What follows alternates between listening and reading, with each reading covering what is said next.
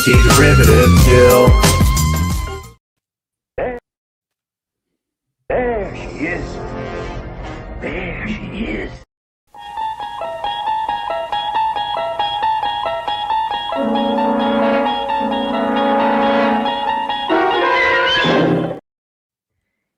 You're traveling through another dimension. A dimension not only of sight and sound, but of mind. A journey into a wondrous land whose boundaries are that of imagination. That's the signpost up ahead. Your next stop, the Twilight Zone.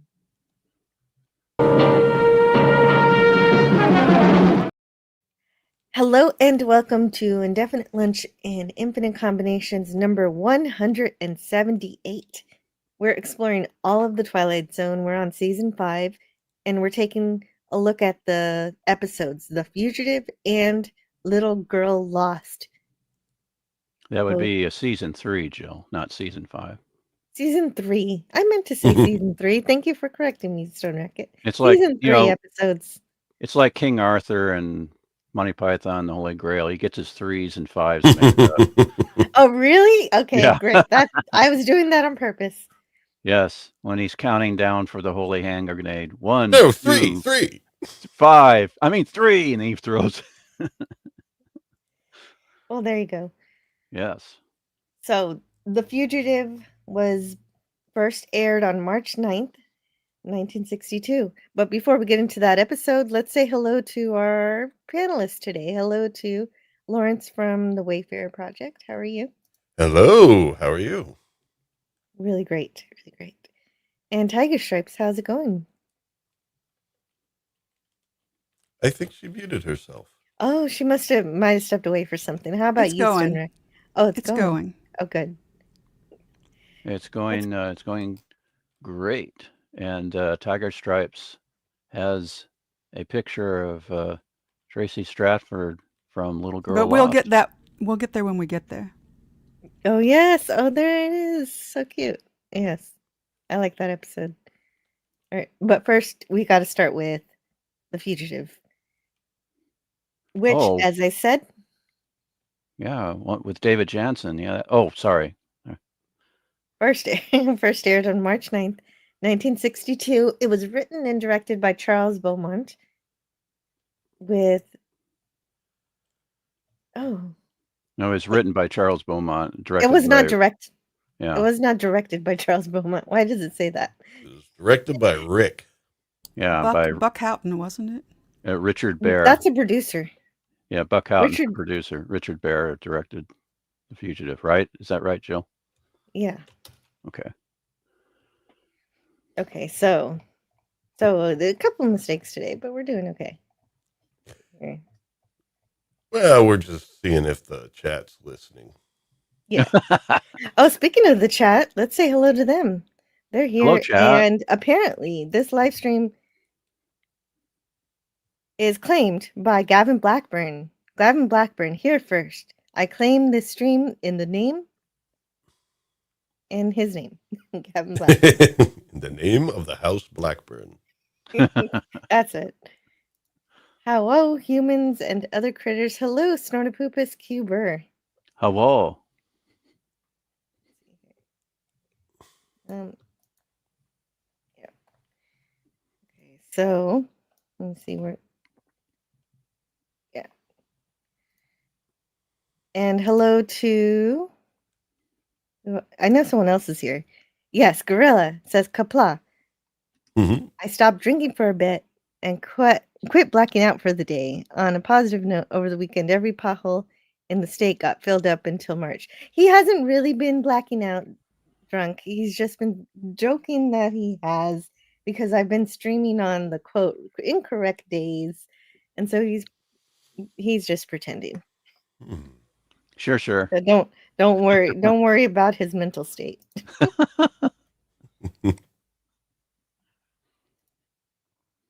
So let's get started. This episode begins at a park that has a very nice baseball diamond, and so yeah, where kids are playing a game. And apparently they actually got a helicopter to get overview shots of this. Yeah, they Serling and Houghton thought the opening needed a little extra punch, and so they filmed this afterwards. And that's none of the actors or extras. It's an actual game going on that they filmed with the helicopter. Yeah, Uh, I don't even know. Did I even get a helicopter shot? I might not have. well, Jill, at least on my preview here, it's a little small yet. Oh, it sure is. There you go. Ah, There we go. I didn't know if you intended that, but No, no, it didn't. eyesight exam. hmm Is there a poll? I meant to put the poll earlier. Here's the poll. I'll get the poll for you right now, Snortopoopus. I think today might not be a good day for science, but let's see. I'm adding the poll right now. And I'm typing it out.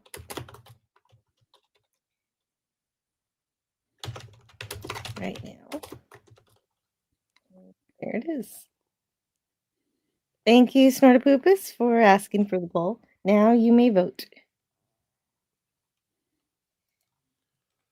So, yeah, so some kids and an old man are playing baseball. His name is Ben. And he's played by Pat O'Malley.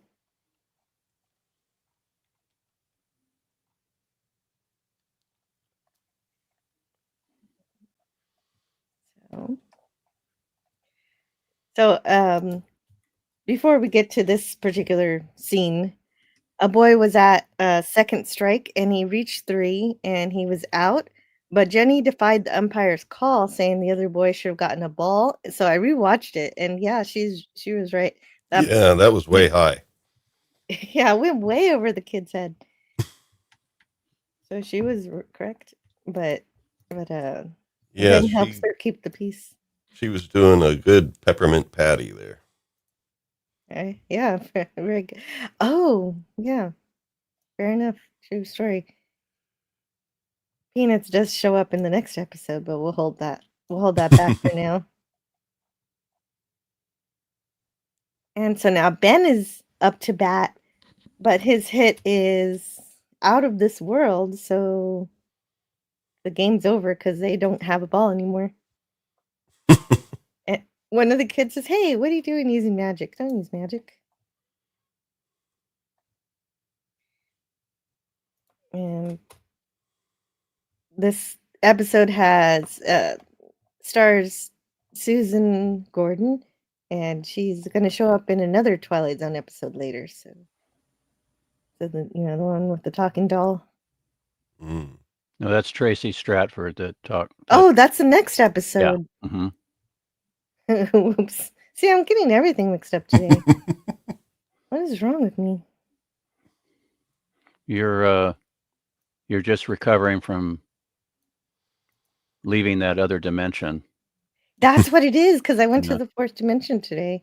Yes. But, both of the episodes today star little girls, so I'm getting them all mixed up. Yeah. But this Jenny has a brace on her leg, and after they lose their ball, they decide to play a different game called Spaceman. And it's apparently Jenny's turn, but she has the brace on her leg, and so she doesn't want to do it. Mm. And then she also says, "I know, but gee, Ben, I can't turn into things the way you can." And so Jenny does, however, come up with the story where she makes herself captain, which I suppose is foreshadowing. I might be a stretch there. However, a little boy protests, "Who ever heard of a dame with a brace being captain?" So he's not very progressive here. Yeah, that's Stephen Talbot that says that he, instead of a Peanuts connection, we have a Leave It to Beaver connection because he played Gilbert on Leave It to Beaver. Right, a little friend. Yeah, his that little boy in friend. the dark striped shirt there.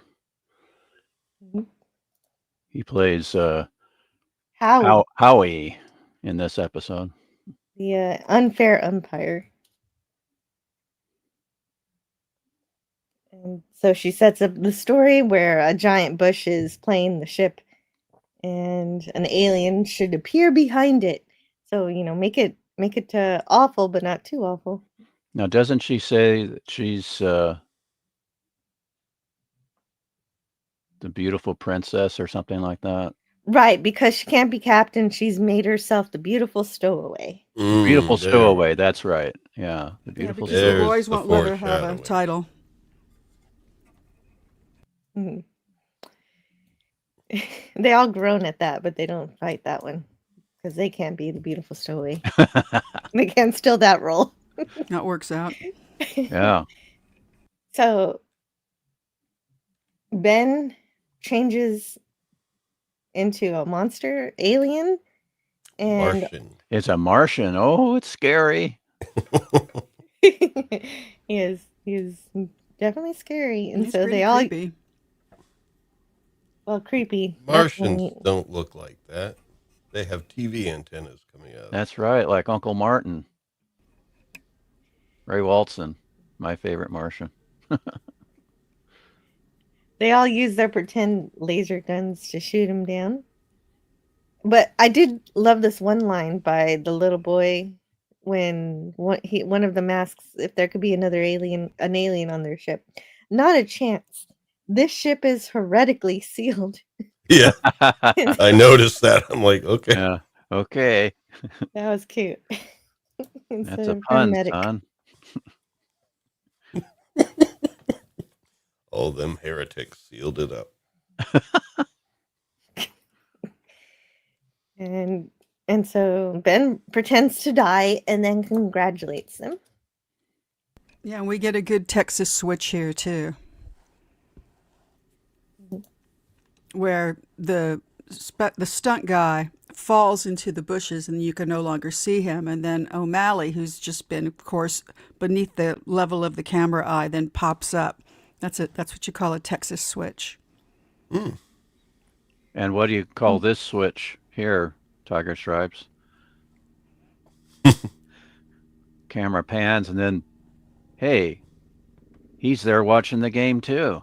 It's always nice the way Rod is always just off camera, and Yeah. then they just kind of move the camera over and he's there. Well, in the text didn't say this, but I like to pretend all these people in the background are all the kids' parents. It's like, okay, they're Oh, done filming. Let's go home. yeah, yeah, exactly, Jill. I guess we could call it the Serling switch. Yeah. Sure.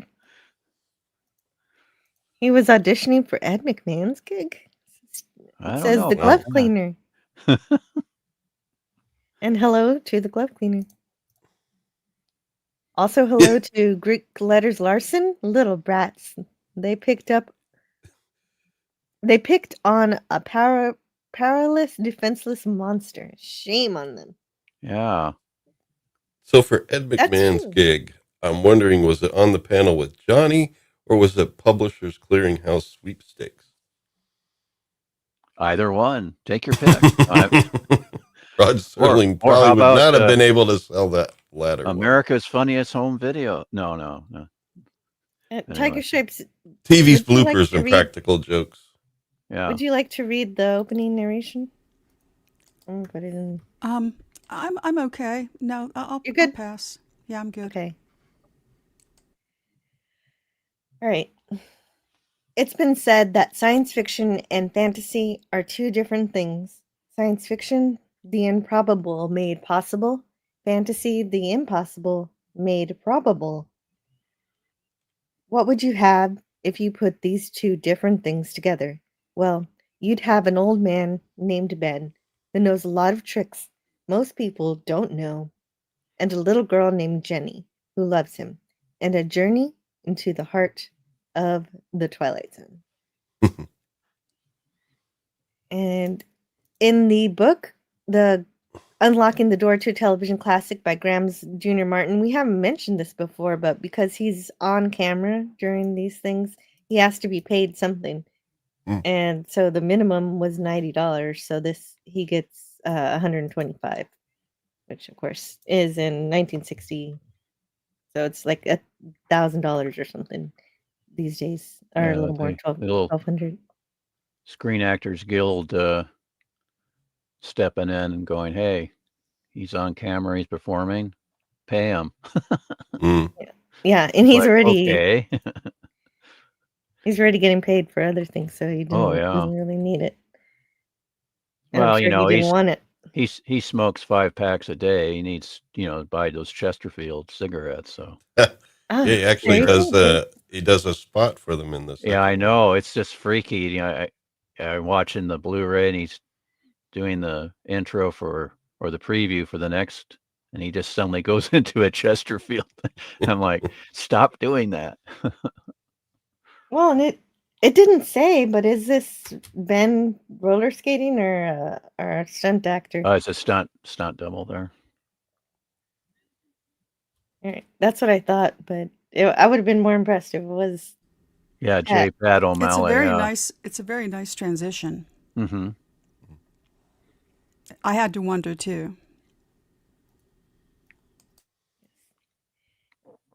And yeah, it reminds me of when I used to ride on the handlebars of my uncle's bicycle.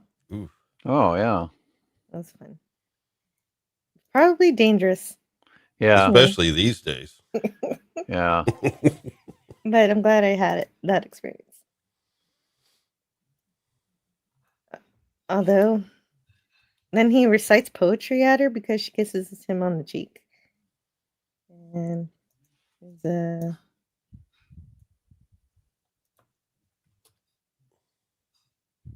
he makes up some. He calls it Earth poetry, but as we'll see later, he's not quite an Earthling. Spoilers. Oh, hey, yeah, hello spoilers. to Canadian Spider-Man. The superhero we all need. Yeah. Speaking He's of spending. Yeah, go ahead. sorry. And go speaking ahead. of superheroes, he would be a great addition to our superheroes from the Twilight Zone team. Am I quiet or is this better? Greek letter says I was a little low. No, you sound fine. Okay. Just But checking.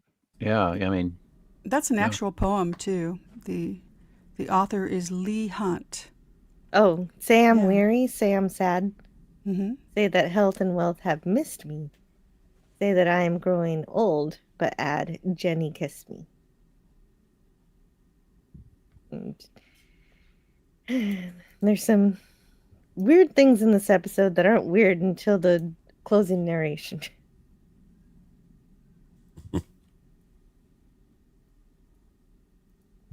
So then we see a couple of investigators watching from across the street.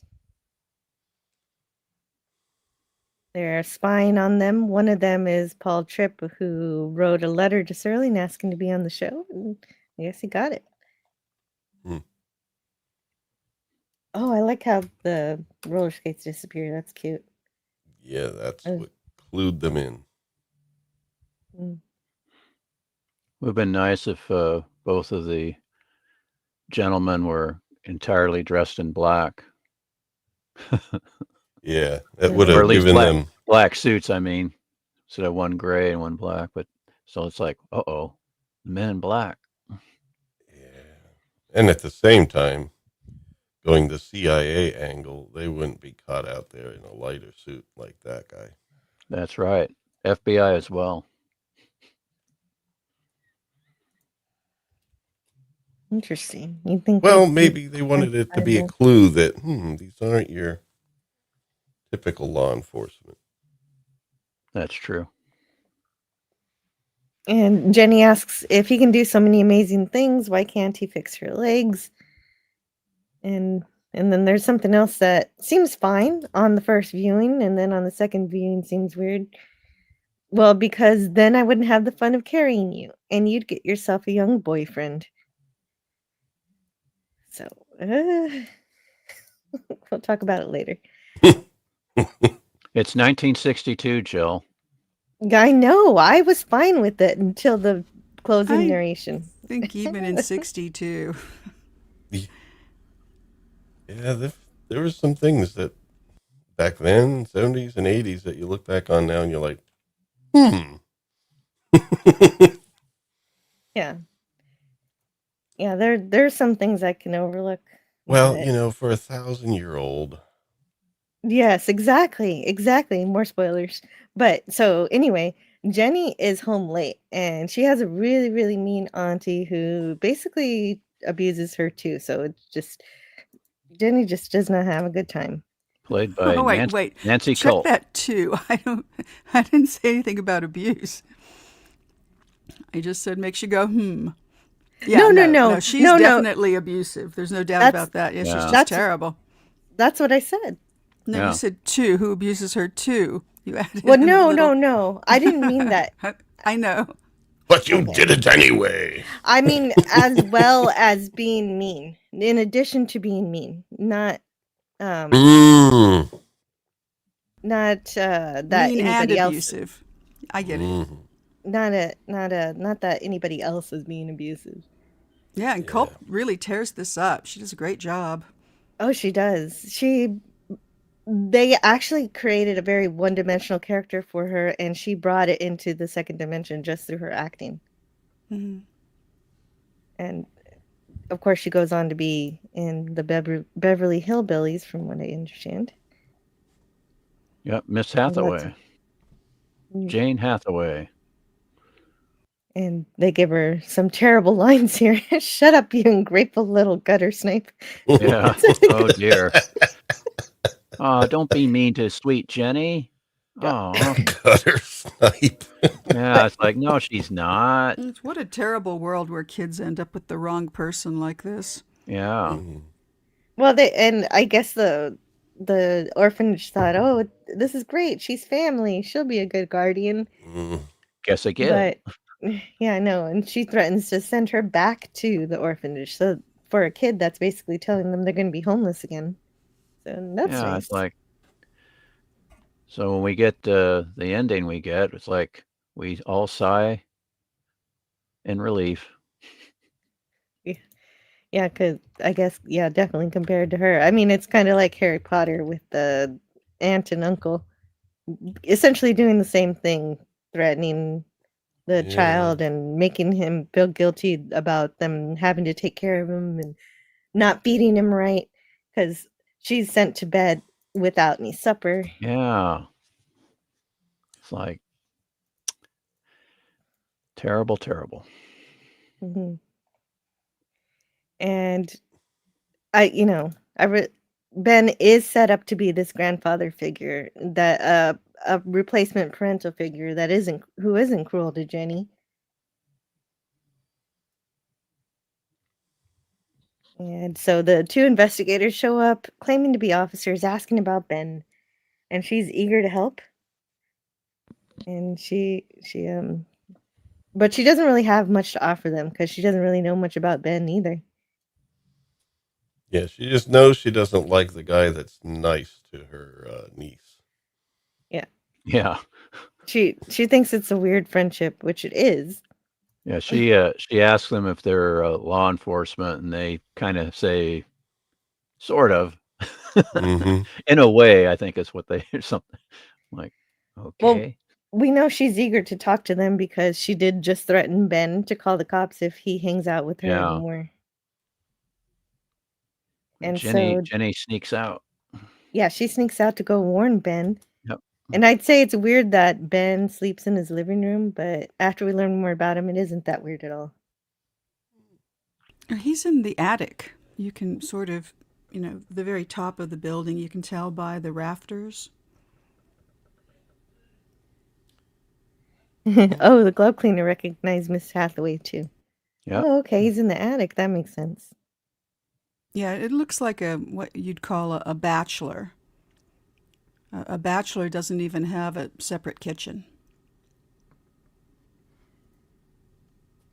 Oh, like a efficiency. Yeah, an efficiency apartment. Yeah.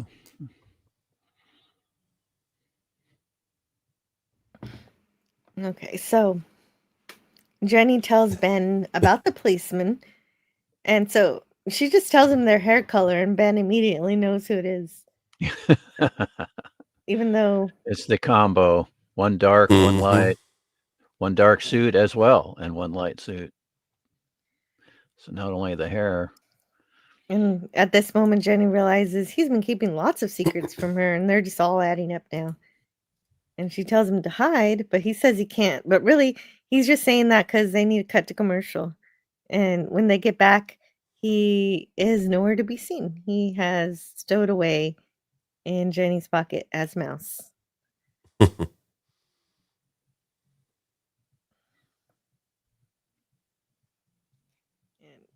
Yeah, they had to do another take when she had the mouse in her shirt because it was tickling her and she started to laugh, so they had to redo that.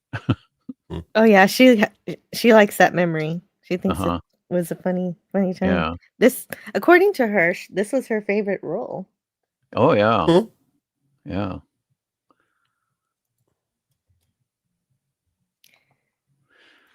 Yeah, it's a great role for her. Oh, hello to chatty blogger Mikey. At least tell me that a bachelor has a bathroom. Yeah, I'm sure that there's Oh yeah. supposed to be a bathroom somewhere, but we don't see it. I There was just think that when they don't have a bathroom, there's another name for them, and there were rooms that were rented where you had to share a bathroom. The bathroom would be down the hall. Oh yeah, I exactly. feel like that's just what you call a room Yeah. when you're renting a room. Mm. Yeah. That's what it looks like. Yuck. Exactly. Yeah. So I she believe that smuggles teddy them out. bear makes an appearance in the next episode as well. It's the same teddy bear, really? There's 2 teddies in the next episode, but that one is on, I think, a dresser drawer, chest of drawers. We'll have to find out. But I kind of Yeah. recognized it. I went, I think that's the same teddy. Because I was thinking, well, just going by memory, there's a stuffed toy that's a lighter color, but Yeah, there's a that's- traditional teddy, but then Yeah. there's also this carnival teddy. But okay. anyway, that's the next Yeah, we'll episode. see. Yeah, there's a big Mhm. one next to the bed in the Mhm, next yeah, episode. on the floor. Oh Yeah, yeah. it's- Oh, that's right. Yeah. Well, he's explaining how he can change into a mouse and change back into an old man with the same clothes from before. And all he says is, well, it's all matter. One Yeah. molecular structure is much like another, as if it's nothing, because he's a changeling. Yeah. He's a shapeshifter. Yeah. Yeah, they're playing the dynamic between fantasy and science fiction. Just like the intro. Mhm. Yeah, it was described. Teddy Bear made a career in Hollywood.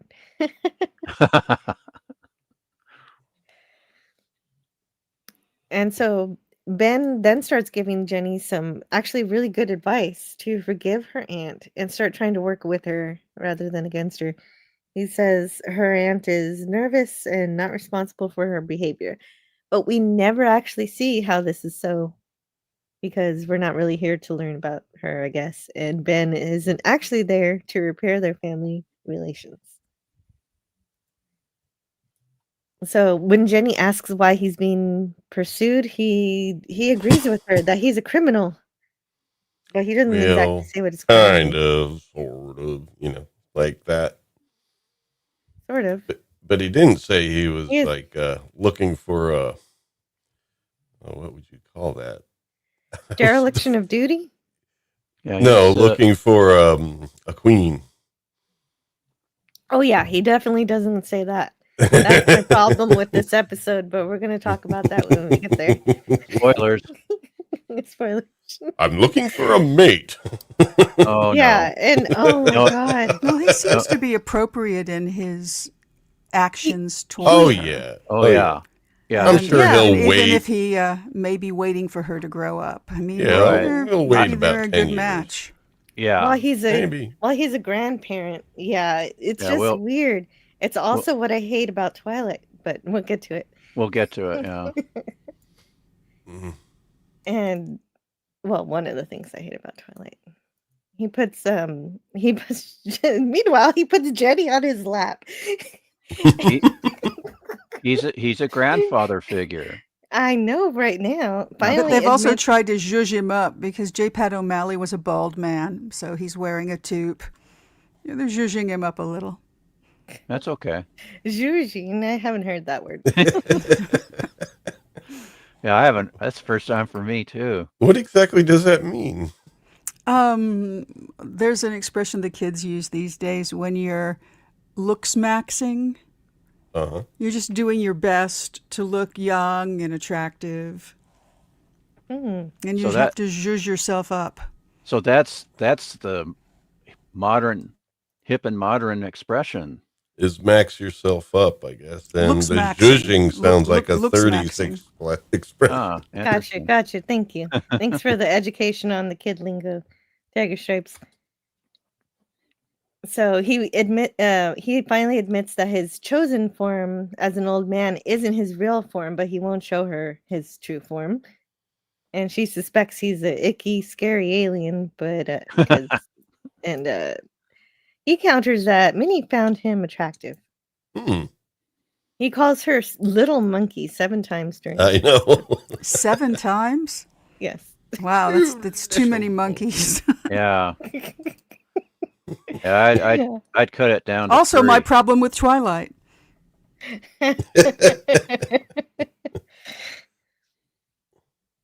Okay, so he has Better than gutter snipe. Oh, that's true. It is better than Yeah. gutter snipe. Yeah, it is. Fair enough. Oh, no, everybody's folks call them a monkey when they're tiny. That's very common. Yeah. Very, very. Yeah. Back, I heard that quite a bit. Oh, sure. And even when I was in college, I'd be riding the city bus, and older folks would refer to the children on the bus as little monkeys, being a little rambunctious or mischievous. Hey, we're the monkeys. Hey, we're the yeah. They don't spell monkeys right though. You know. No, like- that's right. Yeah, too many E's. It's they didn't spell Beatles properly either because of the beat. So Yeah, I know. It's all right. Yeah, I'm just. That being always messes me silly. up too. It messes you up. Oh no. Yeah. He has to leave Earth and find another planet to hide in since he's been discovered. Since he's been discovered anyway, he can do the one thing he's always wanted to do, but the reason why he didn't fix her leg before was if he'd done it, then those pursuers would have found him sooner. So finally he can fix her leg, which is good. He uses this whirligig device to do it. And Now, what is also- that? It also changes the lighting too, Jill. Yeah. Some There it is. rotating thing with little chimes on it. Yeah, it looks like a little flashlight with a little spinning thing added to it. Prop department went a Yeah. little I just have to fancy with wonder. that. It looks like something, that's an actual device for some purpose or other that then they zhuzhed up in order to make it look a little fancier. Yeah. But The word I of the feel like day. it's really a thing, like an object. Yeah, it's a But flashlight. I don't know. No, I don't. I think I don't know. I don't know what it is. It might That's be a good some question. sort of toy. it didn't come up in my notes with that how Mm-hmm. that prop was made exactly. Yeah, it's something they probably jerry rigged, but yeah, it's a question mark. Do Jill's kids have a barrel of monkeys? Stone Racket will explain. I think Oh, my yeah. son used to, but we got rid of those a long time ago. They just go Yeah. everywhere. Yeah, they They yeah, we don't had- stay in the barrel. Yeah, we had my sister had a barrel of monkeys, and yeah, the monkeys they don't stay in the barrel. Tiger Stripes is right; they go everywhere, And then you step on them in the middle of the night. That's like a Lego. Lego. Ah! Yeah, Well, and Canadian Spider-Man 90s kids do know about barrels of monkeys because not only were they still sold, they were featured in the Toy Story movie as a means of escaping from the window. that's Oh. true. The interlocking monkeys. Hmm. Yeah. And Jenny discovers, oh wait, first, apparently her legs are healed. And the aunt comes in because she heard something going on. And she said, "Who are you talking to? Myself?" Cut that out, or you go crazy. Something like that. I forget exactly, but it's kind of funny the way she delivers that's it. that's hilarious. Charles Beaumont. And so then she discovers that he turns into a housefly. That's the fly right there. He's a Yeah. fly. And now her leg is healed. And so she tries to run after Ben to catch up to him, but But the other aliens are in the these two way. aliens, they do Jenny poorly here. Very poorly. Well, they gave a shocking commercial break because it looked like they just killed her with their whirligig. Mm. Yeah. There it is. It's the It only spins. way. Of course, they do apologize.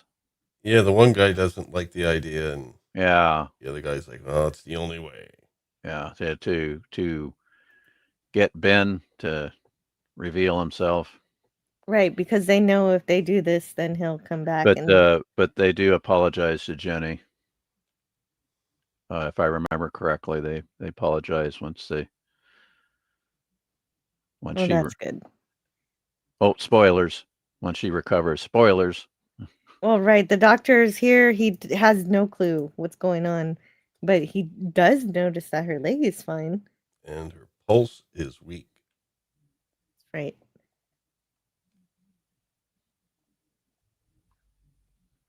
And interestingly enough, she gets sick in the episode and then in real life too. The last days of shooting were done on the baseball field, but she got sick, and so Yeah. they had to stop shooting for about 4 days. Yeah, that's right, Jill. Yeah, she collapsed. It's like, uh-oh. And she was thinking that it was heat exhaustion, or she said sunstroke, but yeah, it's like, oh dear. How long were those kids out there? It's like, Wow. It had to be something more serious than that because sun sickness lasts like a day at the most. Yeah, that's I had true. sunstroke once. It was really debilitating. It was really, really terrible. More than a day? Yeah, I would say that I definitely had effects the following day. But that day, it was all day hold on a long. moment. It was Oh, wow. bad. It was real bad. How young were you when that happened, Tiger Stripes? It was in the 80s, so I was not a child. Oh, okay. Yeah, I was working a Ren fair. Oh, I see. Okay. Yeah. And I just wasn't drinking enough, and it was a hot day. And, I was going here and there and doing all the things because I was Yeah. working. And I think I had an ale at some point, which did not help. Oh, And yeah. it was real bad. Yeah, that's too bad that happened. You wonder sometimes, did my brain go? Did part of my brain go during then? Because it was, it was bad. Be right back in just a second. Yeah, it was quite an adventure, actually. Just at the end of the day, I drove home. I should not have been driving. Oh, wow. I made some wrong turns. I had no. I had some things happen that were so otherworldly. They were almost psychedelic. Could have been a Twilight Zone episode. Yeah. It could have been a Twilight Zone. I took, oh God, what's the road along the very top ridge in Los Angeles that divides kind of LA proper from the valley? Very famous street, Mulholland. Somehow I got on, I took the wrong turn and it wasn't even paved where I was coming from. So I'm driving along this dirt road, and at some point a deer jumps completely over my car. Oh. I mean, completely over. I'm just watching it sail over, like a reindeer or something. And then right after that, this helicopter just pops up from under the hill, which I think the helicopter might have been chasing the deer. From under the hill. It was very weird. It was all very surreal. And by the time I got to the point where Mulholland was paved and I came down, to a part of town that I actually knew, I just sort of was there in my car like, okay, I know intellectually where I am. I'm on these cross streets, but I don't recognize anything. Oh, yeah. It was bad. I've had it was some memory things seriously like bad. that. You had your little Twilight Zone experience It there. was very Twilight Zone. So It's a yeah, good no, thing heat that there. stroke is nothing to laugh at. People can die of heat stroke. Yeah, Oh, Renaissance fairs are best in autumn. there you go. Mulholland Drive, Oh, a David floating in Lynch there. movie. That's funny. Yeah. Well, at least there Also, wasn't a hitchhiker you kept seeing. Yeah. and also a line in Tom Petty's Free Fallin'. So, Okay. Another let's return reference to that no one shares. wait, Oh, wait, okay. I did that last week too. what is the reference? Oh, no. I The meant lyric. Tom Petty's. Well, I forget the lyrics exactly, but at Okay. one point he's like saying, like, I woke up in Mulholland, you know. Oh, I see. Gotcha. Mm. I know the song, but not that well. I know of the song, I should say. But Yeah, at first I thought it's the way he sings. At first I thought he was saying Valhalla. It was Mulholland. Mulholland. Okay, Yeah. gotcha. Yeah, a real life reindeer. That's right. No, it went over like a reindeer, but of course it was not a reindeer because they are Nordic. But it is an But odd angle to see a deer from. it's but the it's flying reindeer, they can be in California. well, I suppose they can go Yeah. anywhere they want if they fly. Yeah. No. Oh no. You No, speak for yourself, incorrect. buddy. Um, Mikey says we lost J. Pat O'Malley, who plays the old alien man in 1985, while Nancy Culp passed away in 1991. Oh, okay. Yeah, this is the Twilight Zone, so that's bound to happen for most of the actors. Wow. I don't normally say, But well, that's this pretty person close died or together. that person died. I'd be just talking about everybody's being dead. It's Wow. actually Yeah, that's 6 years apart for people that are like a good number of decades apart in age. yeah. Ale has 90% something water, so I wouldn't blame the poor defenseless beer. Oh, Tiger. It was everything. It was everything altogether, but it was absolutely heat stroke, without a doubt in my mind. So, getting back into the episode, Yes, the please. housefly returns. Luckily, Jenny, I was thinking, what if the ant walks into the room at this moment and swats the fly? But that didn't happen. Anyway, Lands on the chair and then voila. Ben must have heard about what happened to Jenny, or else the little his whirligig told him that another whirligig went off and gave him the location because they're GPS devices also somehow. Of course. And anyway, in any case, he returns to cure Jenny, just like the other two investigators, the other aliens knew would happen, and they call Ben Your Majesty. And then I realized that the writers of The Next Generation must have watched this episode because the Next Generation also has an episode called The Dolphin, which has a shape-shifting young reluctant ruler. And that actually isn't such a bad Wesley episode. It's about an average episode.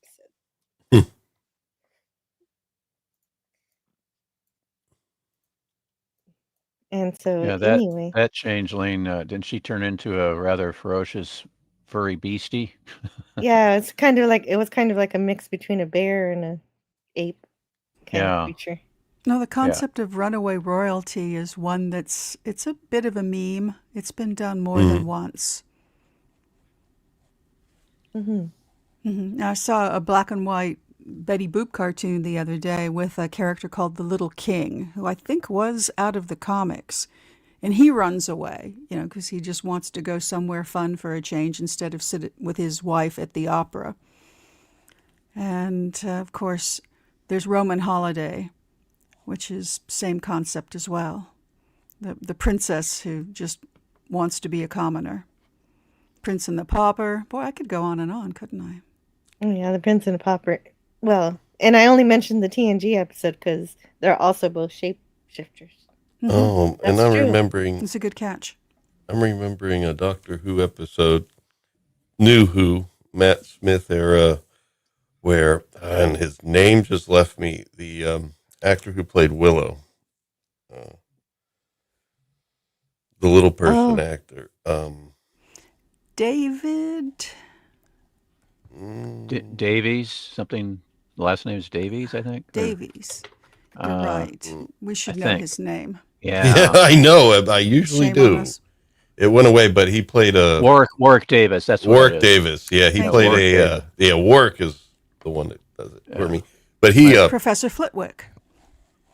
he Oh, played yeah. a ruler, a galactic ruler who was hiding out. Oh, okay. Came across him. I think it was on the moon. Oh, I don't know. So Mikey said the thing, so I got to play the thing. the thing. The Thing. Sir, I know this may finish me as an acting ensign, but Shut up, Wesley. Mm-hmm. Yes. Shut up, Wesley. You gutter snipe. Oh, sorry.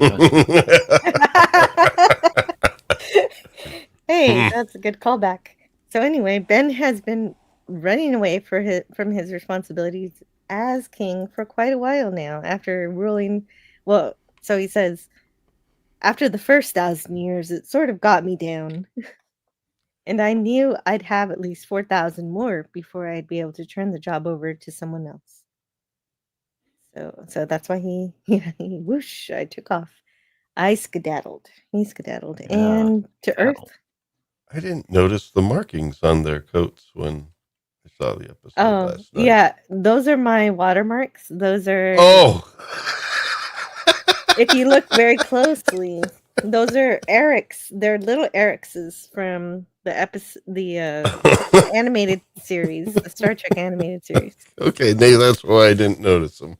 Eric's keeps me safe. Well, a long time ago, I did a Star Trek episode, and I started getting copyright claims for stills, and I was like, "That's not fair." So I started. Yeah, the one watermarks row and is on everything. a seam there, so okay, there we go. That's Yeah, you have discovered Eric's. It's like, where's Waldo? But there are 6 of them. Yeah.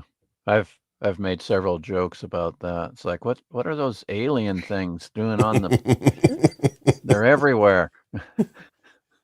That must be with the royalty wear. Well, Yeah. they're not royalty, but courtiers. Oh, weather report in Canada from Canadian Spider-Man. Boy, is it ever a winter wonderland out of my windows this morning. There's like 20 centimeters of snow on everything, and the plows haven't come yet. Time for donuts. Yeah.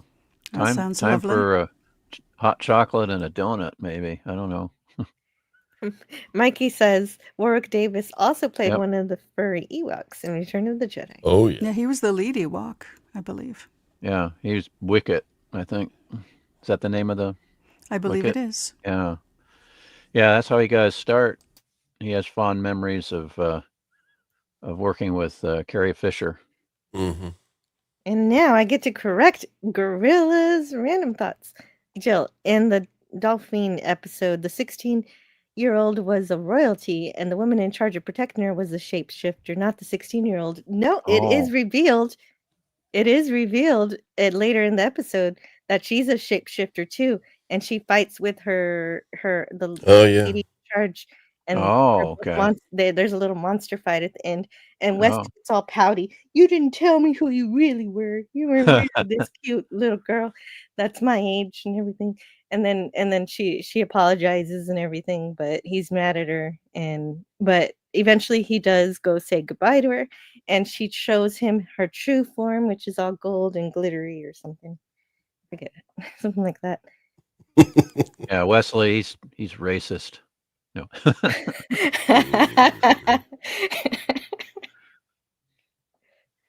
Well, I don't know. And then he does become part of another dimension too, but we won't talk about that right now. Okay.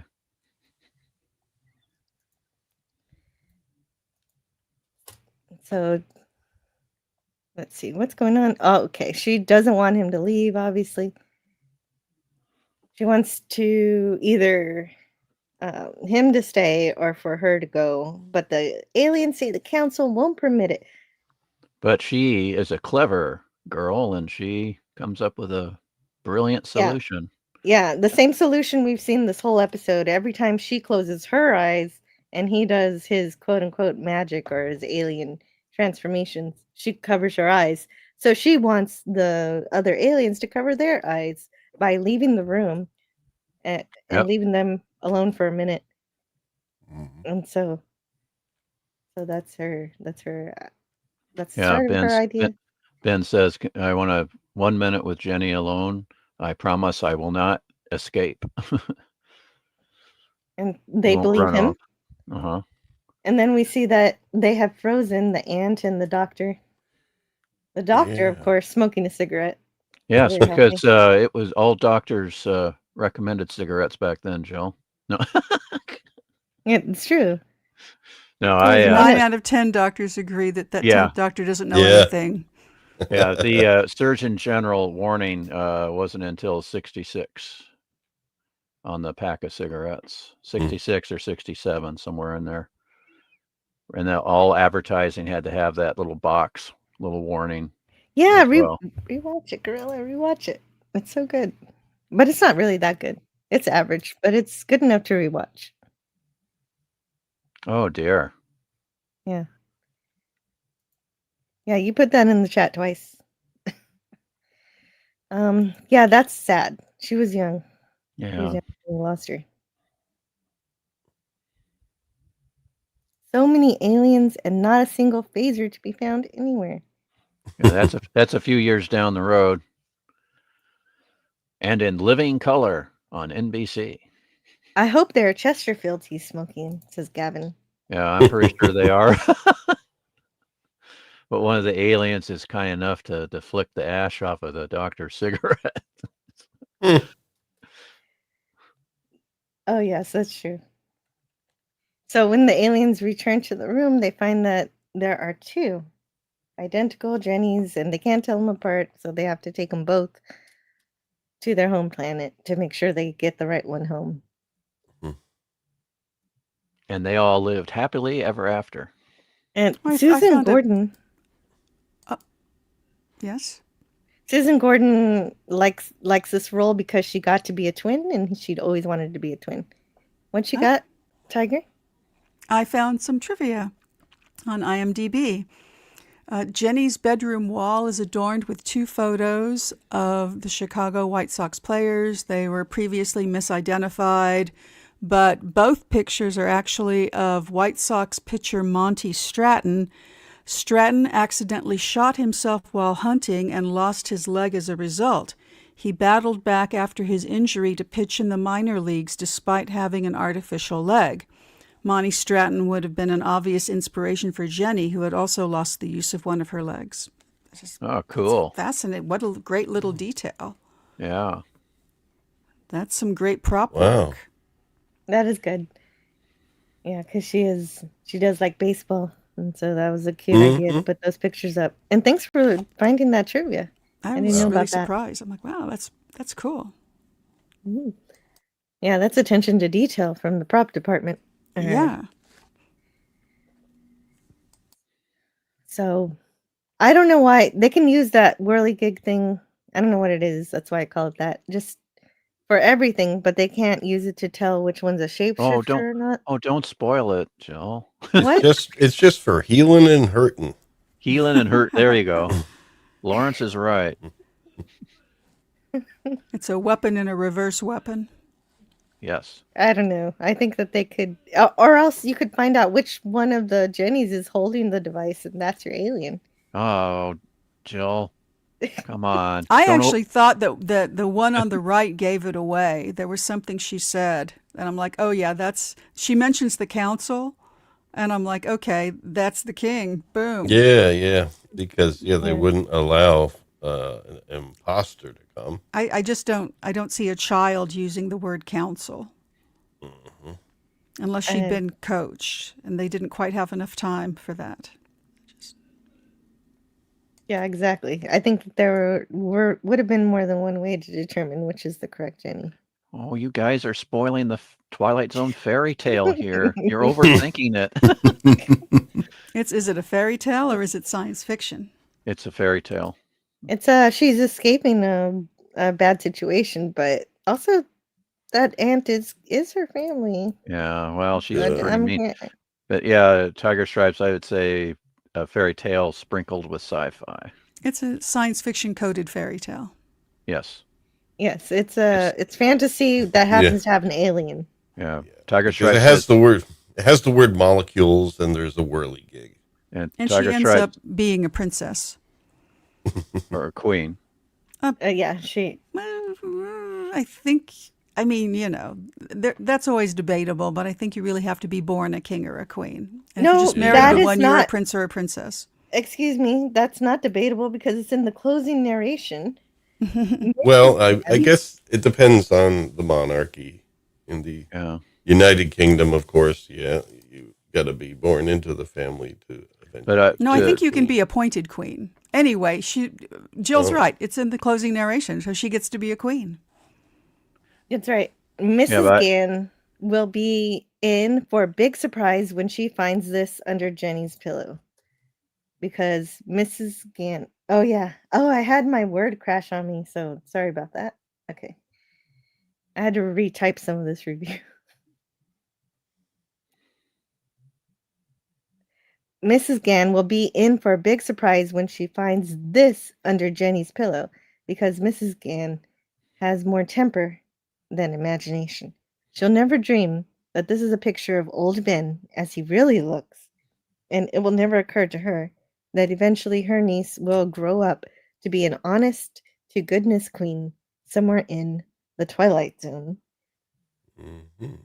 And I really loved this episode until that closing narration. It made things kind of weird. Well- Unless Well, Yeah, that picture there. Tiger Stripes talking about Jenny becoming a princess. I think that would have been better for the closing narration, that she becomes a princess, and then it's not so creepy, right? right, it wouldn't have been creepy because Ben was set up as a parental figure, and for her to Yeah. be a princess, that means he adopted her as Right. his daughter. Don't Exactly. worry. Don't worry, folks. Just look at this guy. He's closer to her age. Well, like was mentioned before, that he will wait for her to be the appropriate age. They never say that. Well, I'm saying it, doggone it. No. Yeah. So It far, is- this is like high school and elementary school. Yeah, Yeah. yeah. He looks like Weird. a high school senior for sure there. Yeah, that doesn't even look like a headshot. That looks like a high school senior photo. And Yeah. there are people on IMDb who are like, "Who is that guy? Who is that guy?" And it's like, I don't think we're ever going to know. I don't think he wants you to know. Yeah, it's neither book mentions who this individual is. So that's a good question. Yeah, it's very odd this episode. I realize it's a different time, but it's also like, why Jill- did you have to do this? Jill, Yeah. remember William Shatner, his wise words, don't succumb to presentism. Yeah, Mm. and I'm trying to do that, Yeah. but this is really strange. It feels Yeah, this was only okay, I guess, back No. in Romeo and Juliet's time or something like that. No. well, at least Romeo and Juliet were both 13. Yeah. Oh, you guys. It just would have been better if I would have liked this episode better if the alien was the same age as Jenny. If they wanted Yeah. to go the romantic angle like this. Yeah, Then- that would have been better. Yeah, Yeah, if he'd been a child. Yeah, that would have That been would've just worked. Instead of being 1,000 years. Well- oh yeah, what about that part? Like when she goes to the planet, she's only going to live 100 years to his 4,000. Well, you years never to know. The whirligig thing may extend her life. No, Okay. Yeah, maybe. maybe, I'll allow this headcanon. or their you know, their planet and conditions and their diet and supplements and whirligig things. Maybe Hmm. all that together will extend her life, so she lives to be at least 2,500 years old, Yeah. Nice. or even Yeah. 3,000. Let So do I have 4,000? No. this story was well told. It was well made. There was great characters and great writing. It's just I don't like the closing narration. That's my only Yeah, problem with the whole it's a thing. sweet little fairy tale, courtesy of the Twilight Zone. Yeah, with a dash of ickiness. Well, she does use the word icky. She does say, Yeah, "Are you icky?" So he's kind of icky. yeah, a dash of sci-fi and a little bit of a sprinkling of ickiness. No. Oh At my least she goodness. doesn't have to deal with that Mrs. Gans anymore. Yeah. Uh-oh, we're going too fast. Uh-oh. All right. Well, anyway, I found the first Twilight Zone episode that I don't really like. I don't really like it. I Really? like it Wow. until I don't like it. I like it until that moment, but I don't hate it. I just Mm. don't like it. Never shoot your I was going to Yeah, read if that. if they just Yeah, hadn't please had read the photo of the high school senior in the coda, it would have been fine. Yeah. Yeah, that's true. If they just left it alone. Yeah. Yeah, we Cana- didn't need the photo at all. Just the Canadian closing Spider-Man narration. says, "Never shoot yourself while hunting or your buddy. You have to be very, very quiet when hunting wabbits." Hmm. That's good advice. Yeah. And he knows this is true. He's hunted quite a bit this season and has been feeding the neighborhood. Oh, wow. Baseball has been very, very, very good to me, says the glove cleaner. Serling was adept at dropping Easter eggs pertaining to the storyline every time. True. No, I didn't think it was too creepy that Rod Serling was in her bed, but I don't know. Maybe. He had both feet She's on the gone floor. now. He had both feet on the floor, okay? Mm. For those I familiar think with maybe the we are thinking too much about Yeah. it. but it's With, like, interesting that Serling gets to appear within the episode proper, both in the opening and then the closing. Yeah, That's interesting. that's true. I didn't think about that. Yeah, I'm Gavin's not sure how many he does that because that kind of surprised me. I had forgotten that when I was rewatching this. And well, the end of season 1, he shows up at the end of the last episode, and that's his first appearance. that's right. His first on camera, well, within the body of an episode, his first on camera appearance. But And that's he's really even part funny. of the story. Yeah, he's part of the. Yeah, it's very funny. I enjoyed showing that to my nieces when I was showing a dramatic Twilight Zone followed by a whimsical Twilight Zone. Mhm. Gavin Blackburn says not as icky as Geordie LaForge and his holodeck antics. Oh yeah, that's right. yeah. When he brings up Bram, and Well, at least they were both adults. they were both well, she was a hologram Oh, representation of Leah Bram, yeah. and not exactly the same as the real thing. And so Mhm. he kind of gets romantically involved with her, and she says, "When you're touching the ship, you're touching me." Because she was the 'cause she was the one of the main engineers who created the Enterprise D. It's yeah. Hubba hubba. It is kinda icky. Yeah, it is kind of icky. Yeah. And then, Where what's well, the name of the ensign um, that mm, has the holodeck fantasies involving Oh, uh, Barkley. Troy Barkley? Yeah, Ensign Barkley, Also, Troy, the and Lieutenant Barkley. that's yeah, right, yeah, Lieutenant Reginald Barkley. Troy, and Crusher. He had both of them in his little holodeck fantasies, if I Oh, remember that's right. funny. Yes. Yes, and he had fantasies of beating up the rest of the staff and Yeah. everything. It's great. And specifically Riker. Yeah, Jenny was gone, and it's only Sterling and her aunt.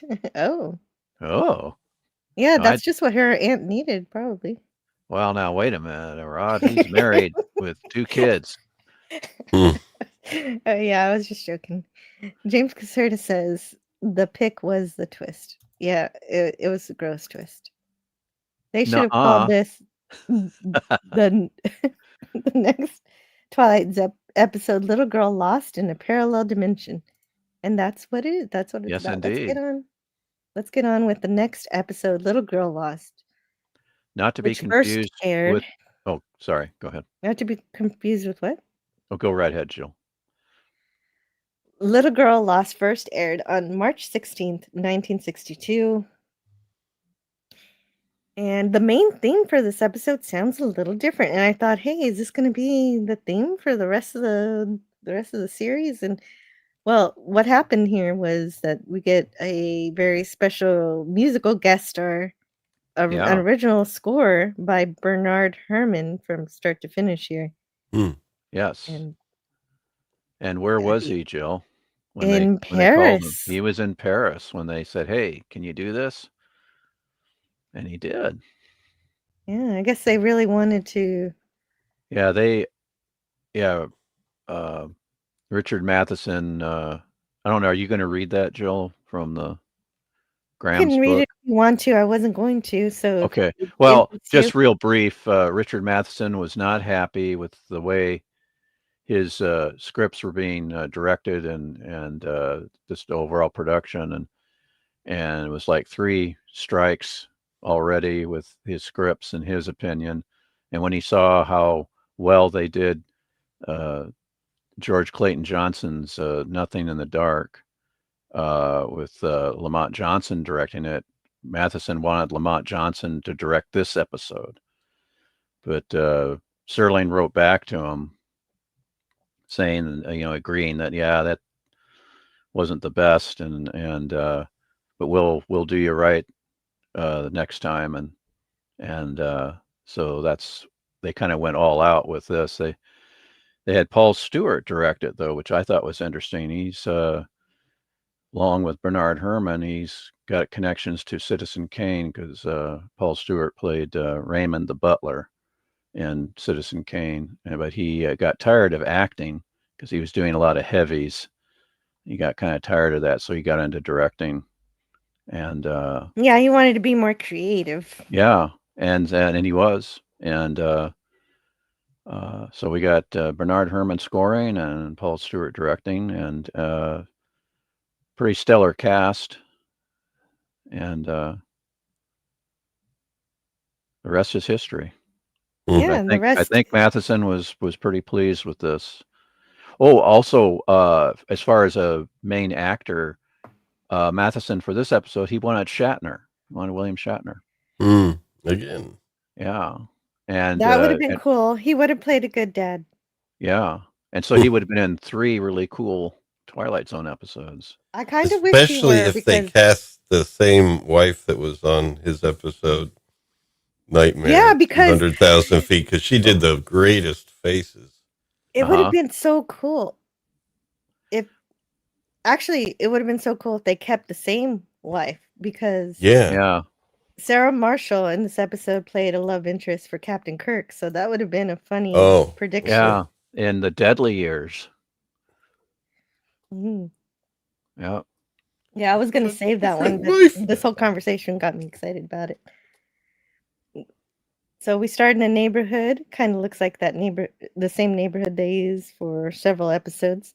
yeah, the MGM backlot. hmm But we spend most of the episode inside the house, and we see a photo of the little girl who gets lost in this episode. Tina. Tina, yeah. And Richard Matheson's daughter was named Tina, and his wife's name was Ruth, just like in this episode. Right. He wanted to make it as realistic as possible as you can make an episode in which you go to another dimension. As Yeah. Mikey mentions, Lance says, just popping in to give you a like. I'm at work. Best. Yeah. Thank you, Lance. Glad to hear from you. Even though, yeah, you're at work. That's really cool that you found some time. And here is a link to the Outcast Creative, Lance's channel. Fantastic, amazing stuff. He interviews lots of cool people in the film industry and music. I know. How does he do it? Yeah. And he will, yeah, check him out. Check him out. I don't know. I should be asking people for interviews, but I'm too shy for that. Phantom Outsider says, "Little girl lost. It's like Poltergeist. Well, we don't blame the ghosts or TV. Well, actually, Poltergeist is like this episode. It is Yes. directly Yeah, influenced. it's directly influenced. In fact, Spielberg Mhm.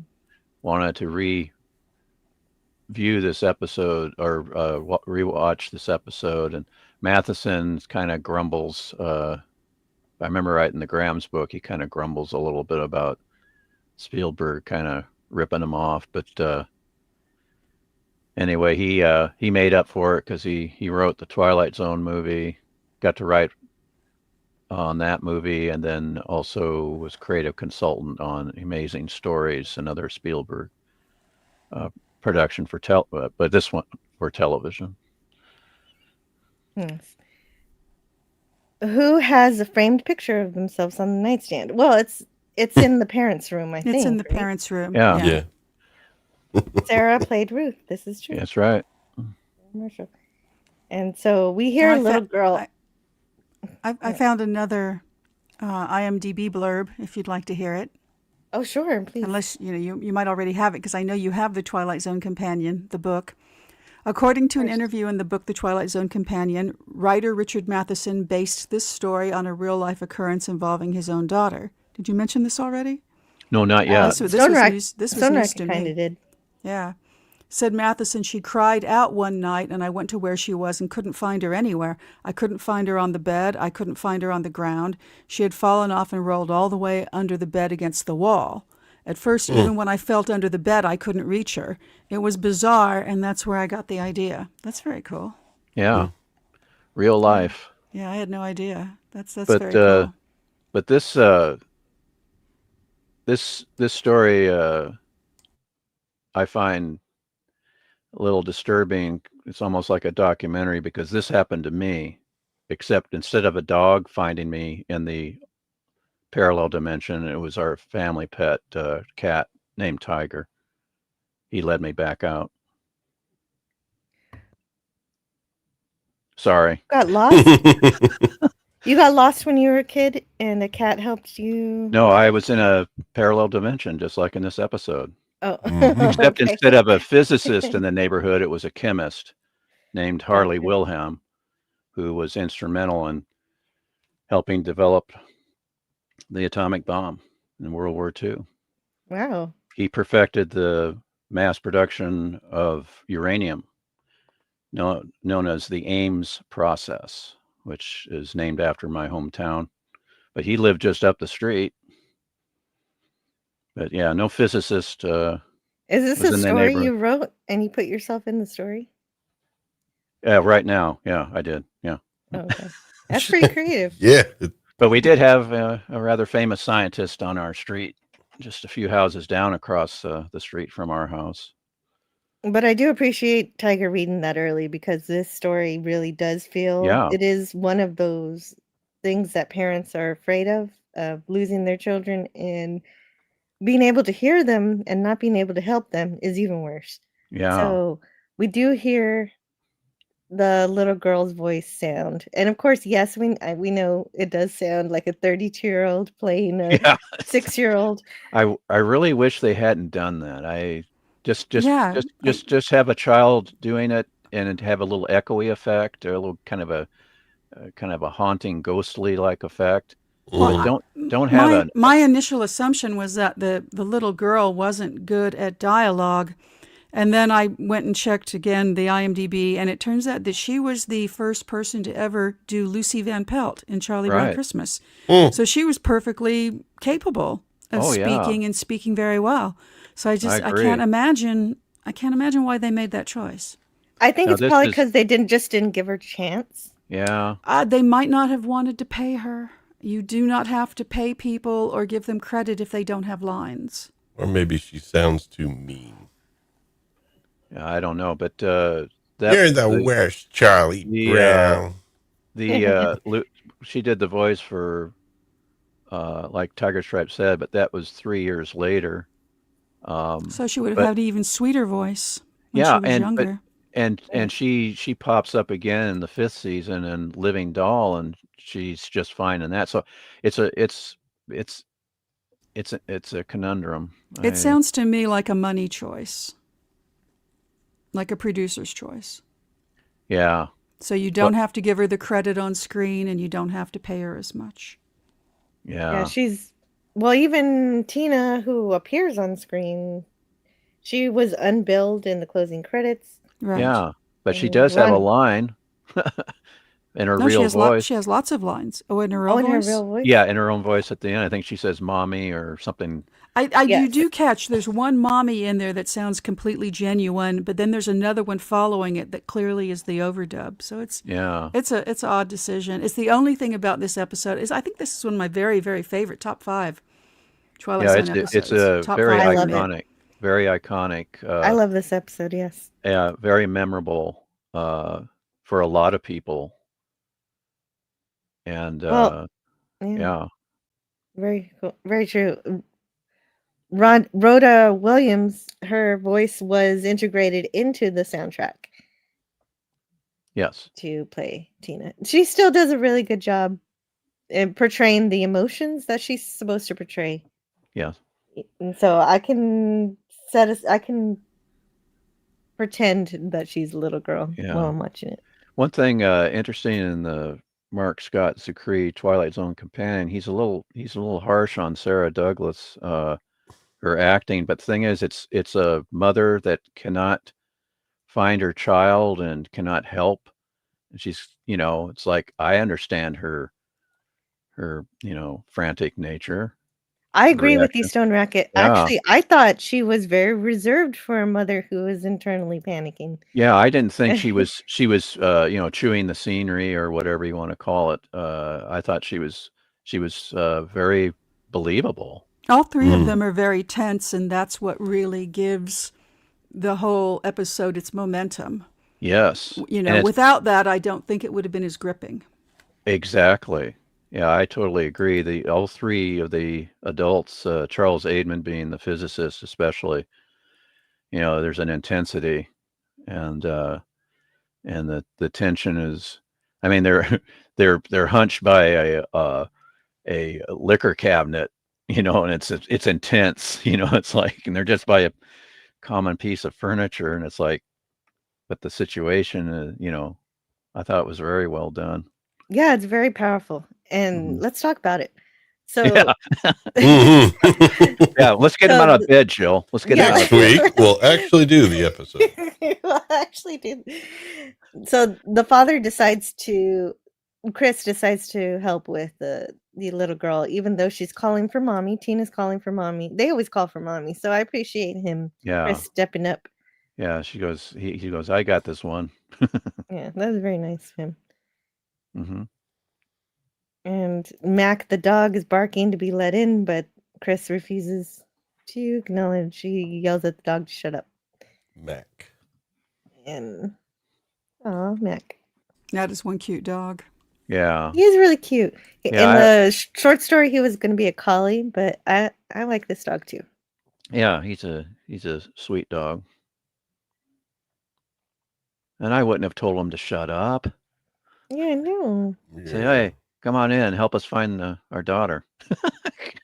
He and he does. He discovers Spoilers. that that his child is in her bed, and this plays like a horror movie, and this is Yeah. every parent's worst nightmare. He thinks, And boy, that "I'm gonna bed get sure better." has a lot of room under it. Yeah, it does. And no I dust skirt the either. only bed I had that had that much room was when I was in a crib. It's like, Well, you wouldn't want to fall out of that bed, no. yeah, that's true. That's exactly right, Jill. And It's that's like exactly what happens. clunk. I think it was selected for lifting because he and the physicist have to lift it later. Yeah, and mark Oh, it with that makes books. sense. Got to mark it with It's almost- books. So speaking of marking, I Aha! found There- a production error here. I guess you can't really see it on my end, but when I was watching it, you could look behind Rod and you could spot the outline that marks yes, the other dimension in the background. yes. They did. They had it penciled so they could retrace it. And Jill, you caught the other little thing where Sterling kind of glances real quick off to the left, unfortunately, uh, instead of just facing the camera. So it's like something distracted him there. But there's, I think that's the teddy bear that Tiger Stripes was mentioning makes another No, appearance. no. That's actually, I think. I mean, I can't quite see it, but no, the teddy bear's on another dresser. We'll get there. I bet Jill caught it. That I think is a chimpanzee toy. That's just my gut. With symbols. Well, that's actually a mechanical toy. This would just be the Yeah, plush. Yeah, That I'm was very just popular. kidding. Yeah, Just that looks like a kidding. teddy bear to me. But then again, it's not. I gotta get my Blu-ray. Gotta look at that. This dog had a better casting agent. What, than Tina? Then Tina? No, no. This was cast So very well. here's Even the the dog. opening narration. Missing one frightened little girl. Name? Bettina. Bettina Miller. Mhm. Description: 6 years of age, average height and build, light brown hair, quite pretty. Last seen being tucked into bed by her mother a few hours ago. Last heard? There's the rub, as Hamlet put it, for Bettina Miller can be heard quite clearly, despite the rather curious fact that she can't be seen at all. Present location, let's say for the moment, in the Twilight Zone. In one of the darkest regions of the. Oh, sorry, spoiler. No. Yeah, so Chris and Ruth, they're a really cute young couple, and it's really heart-wrenching watching them discover Yeah, their baby is missing. yeah. Go back to Go the back? Bernard Herrmann. He gets credited. Look at that. He gets credited before the director or before the writer or director. So that's like they True. really put his name up because he's one of the best. He's my favorite film composer. Oh, he's your favorite film Oh composer. yeah, Wow, by far. Yeah, interesting. Over Williams, huh? yeah. Over over Williams and And well, there are a lot of great composers. oh, they're all in the pantheon, Mm. for sure. Yes, and top billing. That is Yeah, never I the thought first that was. time. I saw. Whoa, he gets these before the writer or the director. It's like,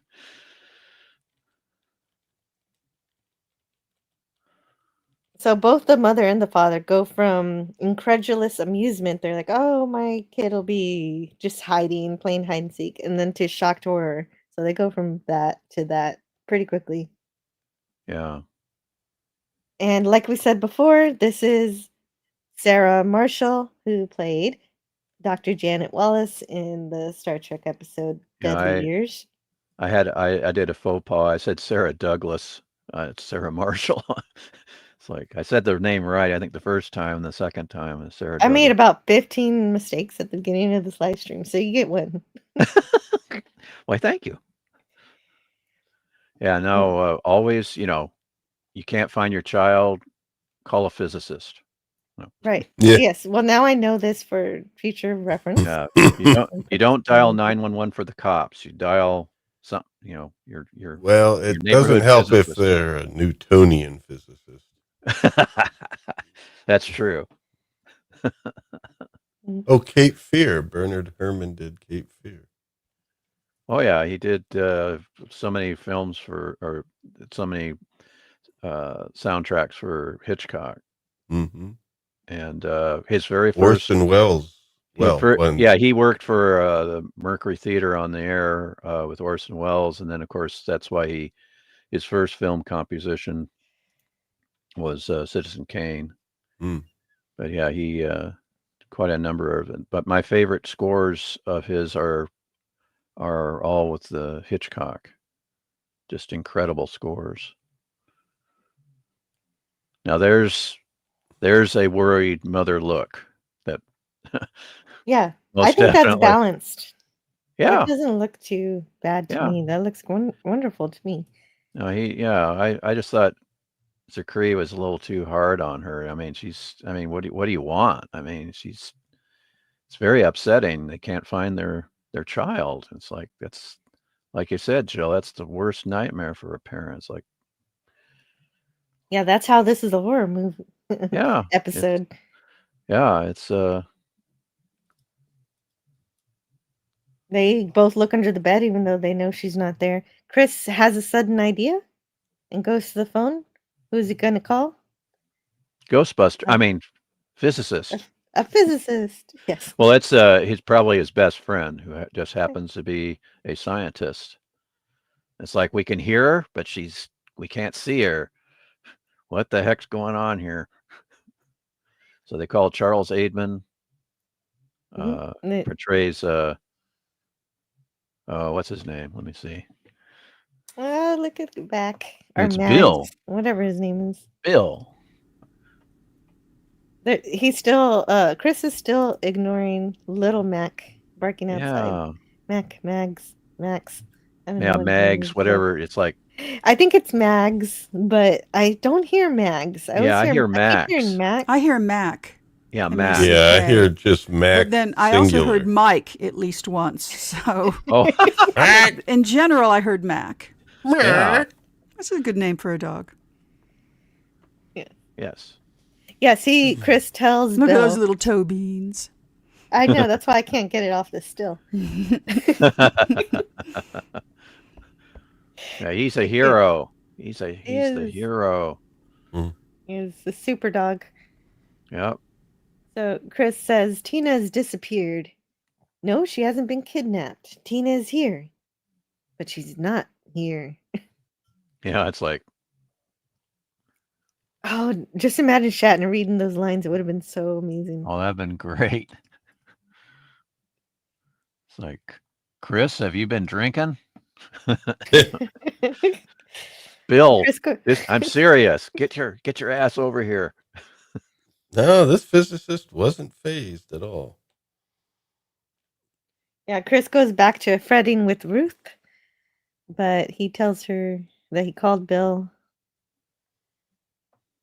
So he's on his way. In the short story, Bill is a Caltech engineer instead of a physicist.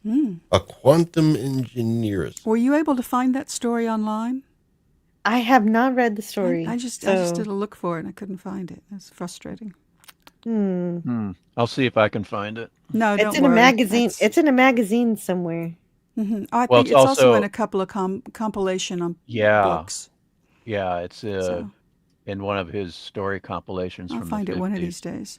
There you go. If it's anywhere, archive.org is where I would look.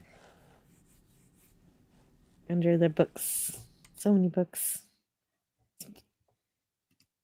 Finally, Chris decides to let Mac inside and also check under the house for Tina. As if she's not under the bed, surely she must be under the house. 'Cause Might have that's been where a I hear hole her, there. right? That's what he's thinking. And of course, Mac knew something neither Chris nor Ruth knew. Once he's led in the house, he dashes straight under the bed and through the wall. And we know that he disappears through the wall, just like Tina. We know that because we hear magical music accompanying the disappearance. But maybe It's like we a don't little necessarily. xylophone or something. Whatever it is, it sounds Probably really good. vibraphone. A vibraphone? Yeah, those are the metallic keyboard instruments like xylophone, except they have the metal tubes underneath. Yeah, the each tubes, they key. ring a little better. And you can rotate the discs in the tubes to get a modulation, tremolo. Oh, nice. Yes, But I like that he shows up. He does look like he just rolled out of bed. and he did. And They're lucky he put on some, some normal street clothes also. Because of Tiger first stripes. appearance. And everybody, I found it. What did you find? It's in the private chat. The collected short stories of Matheson, and Little Girl Lost is in there, and Nice. also some of his other. Hooray! Ocean of PDF. Ooh, maybe Oh that's no it. no I'm gonna no book. no! It's private. Thanks very much. No problem. And that link, you can also. That's volume 1, I think, of his stories, and there's a volume 2 and a few other collections that you can peruse. Okay, shh, nobody share this with anybody. It's top secret. Yeah, I found quite a few things through that particular website, and it's like cool.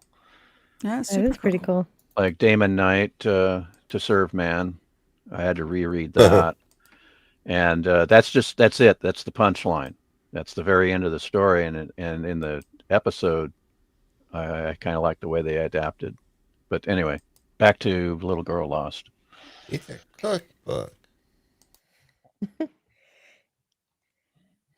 So Bill shows up and immediately knows it's time to move the bed and mark where the legs go. And so Yeah, mark it with Chris uses books. Yeah, that's Chris's idea. I thought, what isn't there? There's probably some impressions in the carpet that will be, but anyway, I thought that was And interesting. yeah, that's true. There will be We wouldn't want the indentations. bed to go back an inch out of place. That's right, because it's central to this parallel dimension. No, I don't know. It's He does make it seem really important. yeah, I know, and it's kind of like, why? But anyway, Well, like maybe they just like to keep order in their house, you know. yeah, yeah. Bill suffers from OCD. No, it's like, no, So enough of the jokes. Not with the way he drew with the chalk. Yeah, he did a marvelous job with that. I thought that was really cool. He's doing all the dialogue, and he's doing all this. I was impressed by that too. Yeah. I don't know if I could. I don't know if I could have done that properly. Look at the arc. That semicircle. I'm going, that's perfect. And it goes through the. It's like, how did he do that? It's all he has a good eye. Yeah. Not only does he have a good eye, he also has amazing ears that might be as good as Max, because he reassures Ruth that Tina's breathing is fine. Oh, that's true. Her breathing. Mm-hmm. He's very keen ears, as most physicists do. No, And I love that Chris is shown as upset. It's not just Ruth that's upset. Yes. So yes. he kind of raises his voice a bit to Chris, saying, when Bill says, "Are you sure you felt all over here?" And Chris says, "Well, maybe not every single inch." He gets a little heated. Yeah, that's understandable. It is. It's understandable for both of them. And finally, Bill makes it to the wall, and he finds a spot in the wall where his arm falls through. That is not an optical. That's an in-camera effect. Nice. Done with light and parallel walls with a gap, but they flooded it with light, and of course it was a certain texture or color, and I just go, boy, that's really good. It looks solid to me. That's a great effect. Yeah, and it's all in camera, and it's like, it's just amazing. If you looked through the camera, it looks like a whole solid wall, but then of course if you're right there on set, but they had to get it at the right at this. It's always at this angle, but it's really well done. It is. Yeah, it completely sells the whole premise. Yeah. Chris logically concludes that this is where Mac went to. Bill confirms it. Bill says he probably sensed it. Animals are sharper about these things than humans. He knew she Mhm. was in there and went Yeah. after her. Especially cats. No, Cats were Stone Ragged's savior. No, I think my cat would be like, you're on your own. Yeah, I think most cats. A cat can go anywhere it wants, but That's it's not right. gonna it's not gonna come pull you out of another dimension. It might if it didn't get its Depends on dinner. the cat. There are Yeah, extraordinary cats. what I like in a Night Gallery episode that called The Painted Mirror, which is a doorway to another dimension and time. Uh, the dog goes running in there after a ball, if I remember right, and the cat runs in, but then runs right back out, but the dog doesn't, and Wow. and one of the characters goes in search of the dog in this netherworld. But anyway, that's all I'm going to say. Yeah, Back to the Twilight Zone. well, that reminds me of when it snowed here several years ago. The snowpocalypse. 2017. Yeah. Well, no, Mm. it didn't. No, during the snowpocalypse, it didn't snow here. The city was just a popsicle. We Hmm. haven't had snow since 2017, where I am, specifically in Texas. And we were all enjoying the snow. So I was like, hey, maybe the cat wants to explore. So I dumped her outside, and she was like, no, F this. Backing Yeah. out is quick Straight as back in. lightning. Yes. Yeah. And what's wrong with you putting me out here? But yeah, I venture to say that this episode and the premise has a certain amount to do with Stranger Things, but then of course Stranger Things takes just so many references from so much. Yeah. In particular, season 4 of Stranger Things, the opening credits of this season of Twilight Zone have the disembodied floating door and clock, which I don't think it's accidental that they use those two elements in the 4th season of Stranger Things. It just, Yeah. the way that they have the eye for that kind of detail is just amazing. So Yeah. The fourth season. can't help but mention it at this moment.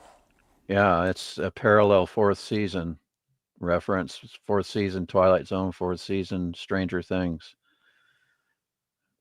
That's interesting. I've only seen the first 3 seasons. Oh yeah, me too. I haven't gone on Oh, to the you got to first see the season of 4th. You Stranger got to see the Things. 4th.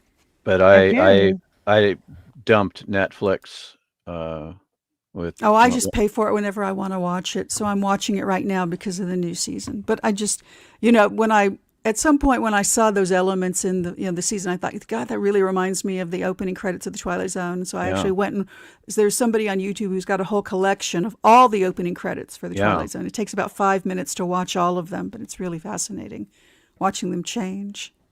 Yeah, I liked what they did with that opening. It was for the 4th season, and they kept it for the 5th season, which is cool. And then they used it in the Twilight Zone movie too. So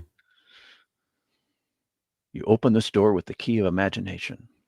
Anyway, back to this episode. Back to Well, this yes. episode. Bill gets more specific, considering that it may be the 4th dimension. And we're not talking about time. We're talking about the 4th spatial dimension. And I like that Bill didn't bother to change out of his pajamas. That's cool. Well, he's got He just got came slack. straight out of bed. Slacks? You think those are slacks? Yeah, those are Not slacks. jammy pants. And his top is But that's yeah, a pajama top for sure. Yeah, the pants would be striped as well. So he just threw on some Not pants. only if you wear matchy. Not everybody does that. Oh, in '62 they did. No, Yes, no, maybe. Yeah. He's His a shoes look physicist. comfy too. What was that, Jill? Your shoes kind of look comfy too. Like Yeah, those are slippers. It looks like. Yeah, I think Or he just pulled on a coat and came straight. That's why he was wearing such a big coat, so he didn't really have to get dressed. Well, according to the commentary, Mark Zerkri says, "Oh, he still has his pajama top on." He does. But those And look so kind of before those look like slippers, though, don't they? they are. Yeah. So before I let Bill explain the 4th dimension, Oh wait, actually, Tiger Stripes already did this. She read did? no, not explaining the fourth dimension part, but explaining how Richard Matheson got the idea of the story from his little girl falling under the bed and all the way to the wall, and so he Yeah. couldn't see her. Yeah, he couldn't see her or reach her when he eventually was like figured it out. He's like, And after he was able to comfort her, he came up with the idea of the story, yeah. which Well, is a really great he had way. to pull the bed away from the wall to get to her eventually. But yeah, Mhm. that's a great inspiration for this story. Yeah, and all Bill lets you know is probably all you have to know to enjoy the story about the fourth dimension. He's outlining the entrance to the fourth dimension, and while Bill marks the lines, he gives his own explanation of the fourth dimension. These are the chalk lines that you guys were admiring earlier, although it is actually a white crayon on a dark wall because they decided they wanted to use a dark wall. Yeah, although for me, one of my pet peeves is when they talk about dimensions as places, rather than, I guess, aspects of reality and so forth. It's like two-dimensional is paper and lines and drawings on paper. Three-dimensional has depth. Fourth dimensional should be another, not necessarily direction, but some spatial a spatial direction that we cannot perceive, but not necessarily a place. Well, it all starts with Flatland. That's where we came up with the idea of different dimensions having their own space and time. And Well, they may have their own space, but that would be a dimension that is that space, not the place itself. Well, Lawrence, he does talk about other dimensions being probably perpendicular to ours, but every now and then Yeah, they that become was parallel. kind of That was interesting. that was in the ballpark. A way. Yeah, but she's in a dimension. No, the dimension may be an aspect of that reality or that other place, but the place itself is not the dimension. You know what I mean? Maybe I'm just splitting hairs. But we wouldn't have an episode if they Like were like we're that. in the third. We call this a third dimension, but really, it's like depth in addition to length and width. it's two. Those are the dimensions that make up the three dimensions of our plane. I guess plane would be a better word, but that may have been tainted by, I guess, the 19th century. Well, but science fiction does it all the time where they call another place that is completely different from ours another dimension. I know. And I that you can annoyed. you can travel to. Well, it's I guess it's just a different definition of dimension. Like, oh, you're stepping through to another dimension. And, Yes. And the Rabbi Nachmanides in the 12th century, just by reading Genesis, first chapter, he said that there's 10 dimensions, 4 that are knowable and 6 that are not. And of course, through atom smashers and particle accelerators in the 80s and 90s, we found that there are 10 dimensions. But it works out when you add the 11th. Like the string theory wasn't all adding up until the 11th dimension from supergravity was added. Yeah, there's some quantum physicists that said that the resurrected Christ had to exist at a minimum of 11 dimensions to do what he did after his resurrection. So I thought that was interesting. The 11th dimension being essentially, that's what it reminded me of. Wow. Didn't realize theology mixed well with quantum physics. Oh yeah, Well, there's yeah. But it's let's get back to this dimension. Yes. We only have to worry about 4 dimensions today. Yeah. College Slammer, good afternoon. Good afternoon. Space is the place. So does Ace Hardware. That's right. Ace Hardware. There you go. Gavin Blackburn says the fifth dimension is the age of Aquarius. It's Yeah, a band. Remember the group, the Fifth Dimension? It's like, oh, they were Twilight Zone fans too. No. So this is what Bill says. The Yes. third dimension is just a step below the fourth, Chris. It's a big step, granted, but it's just one step. Now, every point in our space is part of a perpendicular line in the fourth dimension. Although all the lines forming the fourth dimension are perpendicular to every point in the third, they're not necessarily parallel to us. But if enough of the lines are parallel in both dimensions in a given area, it might create an opening. And so that's the episode's explanation. However, extra dimensional space is one of the topics I'm kind of a fan of. So Carl Sagan describes it by talking about Flatland and the actual book that the novel created by what was it? Edwin Abbott. And in Flatland, it has inhabitants that know about left, right, forwards, backwards. So I like the way Carl Sagan describes it because he talks about directions a little more simply than what Bill says. And of course, people in Flatland do not know about up and down. We know about up and down in the third dimension. And so as a sphere enters Flatland and says hi to the square, it only appears to the Flatlander as cross sections of itself. And Carl Sagan illustrates this by stamping an apple, slicing it. And so it could see all of the slices of the apple. And so I imagine that's simple enough. So I wanted to jump straight to the Tesseract when I showed the fourth dimension right now. The We can Tesseract. imagine a cube in the following way. You take a line segment and move it at right angles to itself in equal length. That makes a square. Move that square in equal length at right angles to itself, and you have a cube. Now, this cube, we understand, casts a shadow.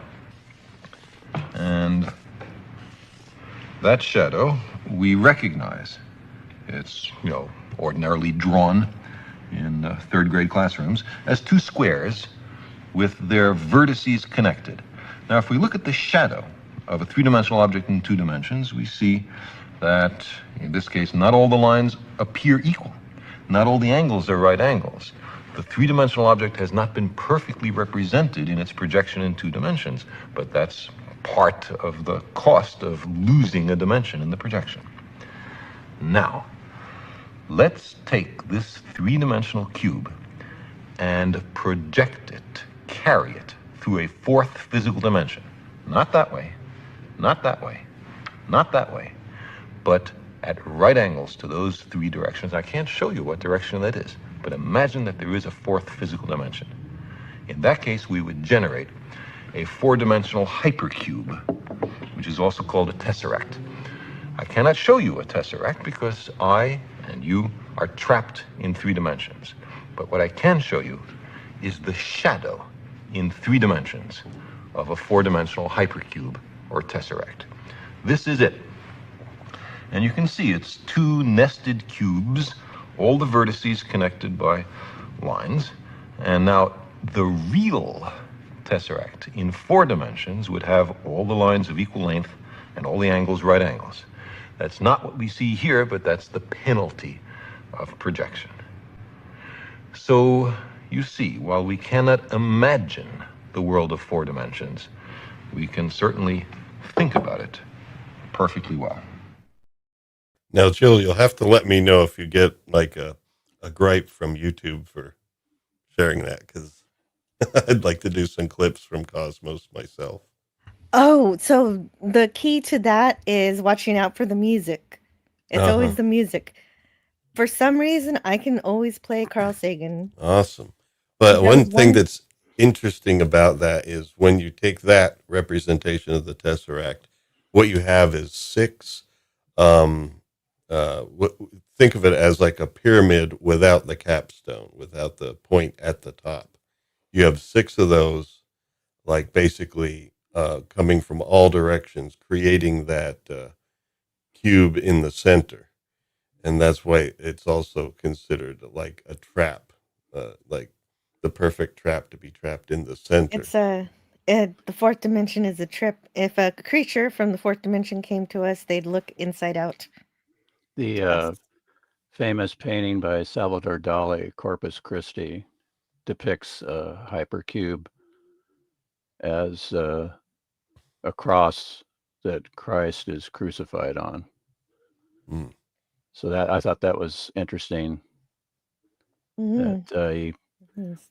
mathematics, hypercube, hyperspace associated with Christ. Yeah, and the only problem I've had so far with Carl Sagan clip, aside from occasional music issues, was one time I did a bit of I did the whole Pale Blue Dot, and I actually got a copyright claim from a comedy channel who sampled Pale Blue Dot, and I was like, "Wait a minute, you Wait You can't a do can that minute. on the." contest those. Yeah. And I did, and I got the claim removed. So Yep. that Excellent. was good. That was good. Yay. I have to do that now and then. Some people take clips of some of my lectures on electronic music where I'm showing some things, and they'll take a clip of something I did and use it in their own music, and then put that on YouTube and use Rumblefish to claim anyone that has that. And it's like, I'm who you got it from. Yeah. Yeah. So you're able to stop that. It will Yeah, show yeah. up, and that's good. That's good. That's incredible that you're getting that people like your Well, content I'm and not trying to feel it. give. It's really just a tutorial, and sometimes I just take, oh, I like the sound that he Mhm. made with that, and they'll sample it, and that's the only reason I could come up with, because it's like I'm literally on the fly, hooking up one module to another. I'm not using samples or recordings or anything. I'm hooking one module up to another and modulating it, and Mhm. it's like, in order for them to get that exact sound just right, it's like you had to sample it. Right. And then they claim that your work Oh is no, fake they don't because do it. you It's just sampled it? automatic. It's just Oh, gotcha. automatic. Because like you finish a song, that whole sound recording can then be, if you're using CD Baby or some other outlet to distribute your music, you can then have it like come up, when during the processing of uploading a video, come up, or processing of live streams, that can come up with, well, even beyond that point, because it happens after the fact. It searches and it'll find, oh, a portion of your song from this second to this second was used in this video here. I And it's see. like, yeah. Well, that's fun. Hello to Kim in the chat, Kimberly Ann Hart. And so just like a square encountering a cube, or our perception of the fourth dimension Mm-hmm. would actually be like encountering only slivers of the fourth dimension at a time, which would be very confusing. There's actually a really cute Minecraft video about it where somebody actually made a representation of the fourth dimension in Minecraft, and oh, it's really cool. I'm actually going to put it in the chat if anybody wants to look at it later, or whenever you like. And it is pretty cool. It's really great because I think it illustrates perfectly well what Tina was experiencing. Unlike Tina, however, the player of this 4D Minecraft game is given a dial that allows him to see all the cross sections in every direction of the fourth dimension, so you can see what's going on around you and understand what it would be like for a 3D creature like us to navigate it. Mm. That's fun. Anyway, and it's definitely worth to watch later. Anyway, Bill said the fourth dimension, so all of that had to happen. A tesseract in 4 dimensions would have all the lines of equal length and all the angles right angles. It's fun to think about. So then Bill tosses a coin into the fourth dimension, and Ruth is further distressed that she can't hear her daughter anymore. And they start hearing her, but it sounds like she's coming from somewhere else, coming from the ceiling. And so Bill suggests that they look around the whole house for Tina now. Mm. And at this point, I was wondering, where they were going to find where her voice was coming from, because it seems like it's just traveling all over the place. So She's in the watermark. yeah, she's in the watermark.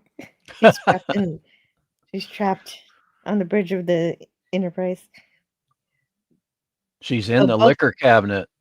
she's in the liquor cabinet. Yeah, both parents and now even Bill, they're searching around, and Bill knows something that the parents don't know, that he doesn't tell them yet. Bill finds something near the liquor cabinet, and Tina is now crying for her dolly. And this is the only thing that confuses me about the episode. He says that Tina could be asleep even though she's crying for her doll. So, how is she asleep? She's She's talking in her sleep. talking in her sleep. Yeah. Okay. And if she's beyond our world, her movements might seem to us to be coming from all over the place. So she's not moving, just her voice is moving. He And she says could just be her turning in her sleep. movements. Yeah. Yeah. Yeah. Not knowing what direction to go in Yeah. might make sense, I guess, for a 3D Well, no. being in a fourth dimensional world. No, I think it's just you can't predict spatially how it aligns with our plane of existence, but she is moving there. Mhm. It's just you don't know where she's going to end up. Yeah, if you look at that Minecraft game, it looks like things are floating and falling out of space and moving, and the landscape changes when you turn the dial. That's what happens when the leaves of trees stay up there. Mhm.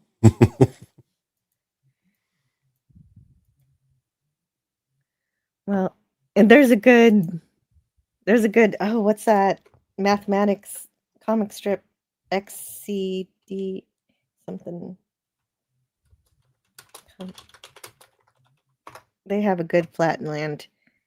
XKCD. XKCD.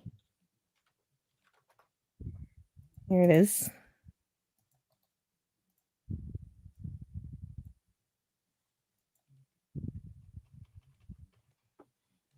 And hey, Square, how's Flatland? Still flat. What's up? I just spent an hour playing a demo of this 4D game called Mega Cure. Trying to jump from block to block in 4 dimensions hurts my brain, so I apologize for giving you a hard time when you were slow to understand 3D space. Oh yeah. Also, I apologize for drawing arms, legs, and eyes on you to make you look like SpongeBob. That was out of line. That's cute. So whatever weirdness they're doing with I guess they finally have the great idea of calling the dog. And so Chris calls Mags. And Bill tells Ruth to tell Tina to follow Mac. And so she does. And they all dash back to the 4th dimensional entrance. And Chris calls the dog again from the child's bedroom. And Tina is calling out more now, which is good. Seems like she's awake now. If she was asleep. I don't know how they know she's asleep. That makes no sense to me. So, but they can hear her regular breathing. Well, maybe they wanted to add breathing to the episode, but I couldn't hear it. Tina is calling out more, and Ruth's reflects that desperation that is in Tina's voice. And that leads to Chris sticking his hand in the portal, asking Tina to reach for it. Because earlier, I didn't mention it earlier, but Ruth did act like she wanted to jump through the wall too, but she's held back from it. But now Bill cannot keep Chris from doing what he's doing. And So I guess when she got quiet for a bit, that was her falling asleep. She like was yes, panicking in this other reality, and then all of a sudden, I'm gonna take a nap. that makes sense. I think that adds up. That adds up. It makes sense. I don't know. I I might not suppose. be able to sleep myself. I don't think I'd be able to sleep in the fourth dimension. I bet she's a kid. No, Phantom she's a Outsider little says. girl. Yeah, if you're little, you can take a nap anywhere. Now, if I were Oh yeah. Bill, I would have gotten a really long, sturdy piece of rope, tied around Chris before he jumped through the wall. Oh Mm. wait, like this? Like Bart Simpson. Where is it? I found something kind of cool. Cool, man. Yeah, From 2D to 3D. yeah. I found something cool. Theoretical basis. Although not intended by the writers, the hole into the other dimension was later given as an example of a Riemannian cut, which is a type of wormhole formed when two spaces join at the same set of points. Yikes. Also known as a cut locus in differential geometry. Oh, that sounds fun. I've never encountered I went through several math classes, but I don't think I've encountered this one. But That's you're really cool. encountering it here in the Twilight Zone, Joe. I know. It looks like fun, but I'll check it out later. It looks beautiful. Here. Where is it? It's loading. Oh, there's a whole paper on it. Crikey. Look at all this math. Math is hard. Math is hard. I just wanted the picture. Here it is. Oh, here we go. That's what you're talking about. Yeah, I'm gonna the thing on Wikipedia shows a couple of spheres intersecting. yeah. That one little red arrow. That's where Tina was located. And that diagram you just had on the screen there, Joe. Yeah, probably.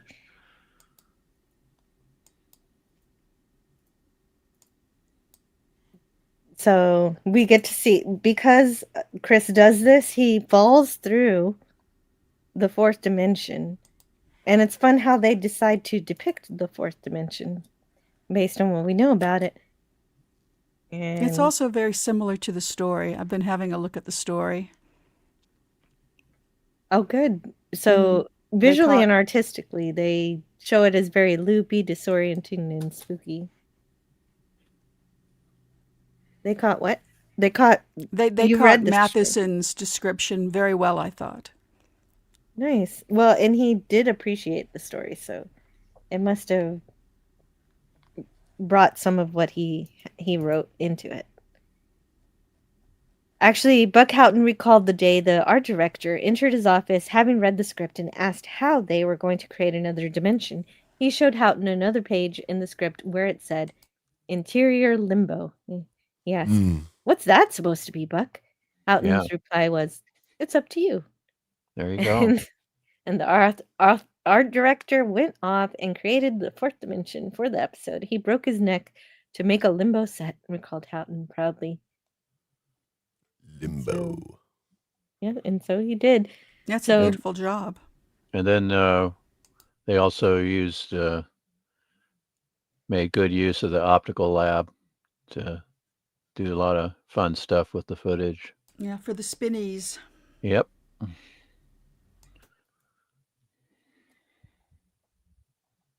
Yes. Yes, it was in the companion it says the fourth dimension was a bizarre place of total disorientation. And Clemens says George Clemens, art director of photography, rather. We did a lot of it with putting oil on glass and moving it in front of the camera. Secondly, where we were unable to achieve all the results we wanted, we put it in an optical printer. Hmm.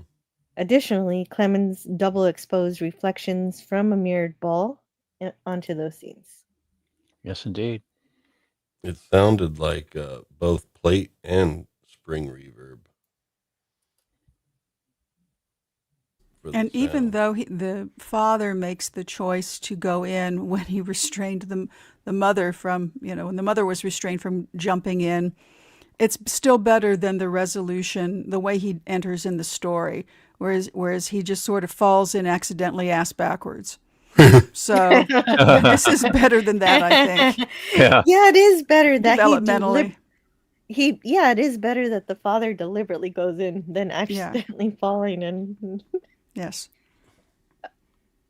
Well, considering the sound, yes, his score, the companion also says that it was full of woodwind and strings. There are several. Okay, so yeah, that's actually all it says about the music. Sorry. You know more. You actually have more of an insight just using your ears. Well, that I'm just talking about the effect there, like especially also on his voice when he's calling to her. Right. You can hear it. It distorts a bit, but I guess it's all right. No, that's how it was when I was in a parallel dimension. Mm. No. Oh, so we have someone with experience who can. Mhm. Well, in my dream of being in a parallel dimension, that's how it sounded. But I think I was heavily influenced by this episode. What the hell is that? Man, that is terrifying. It's Yeah, it's so like, what cool. the? It looks Yeah. like a sentient Jello mold. Ever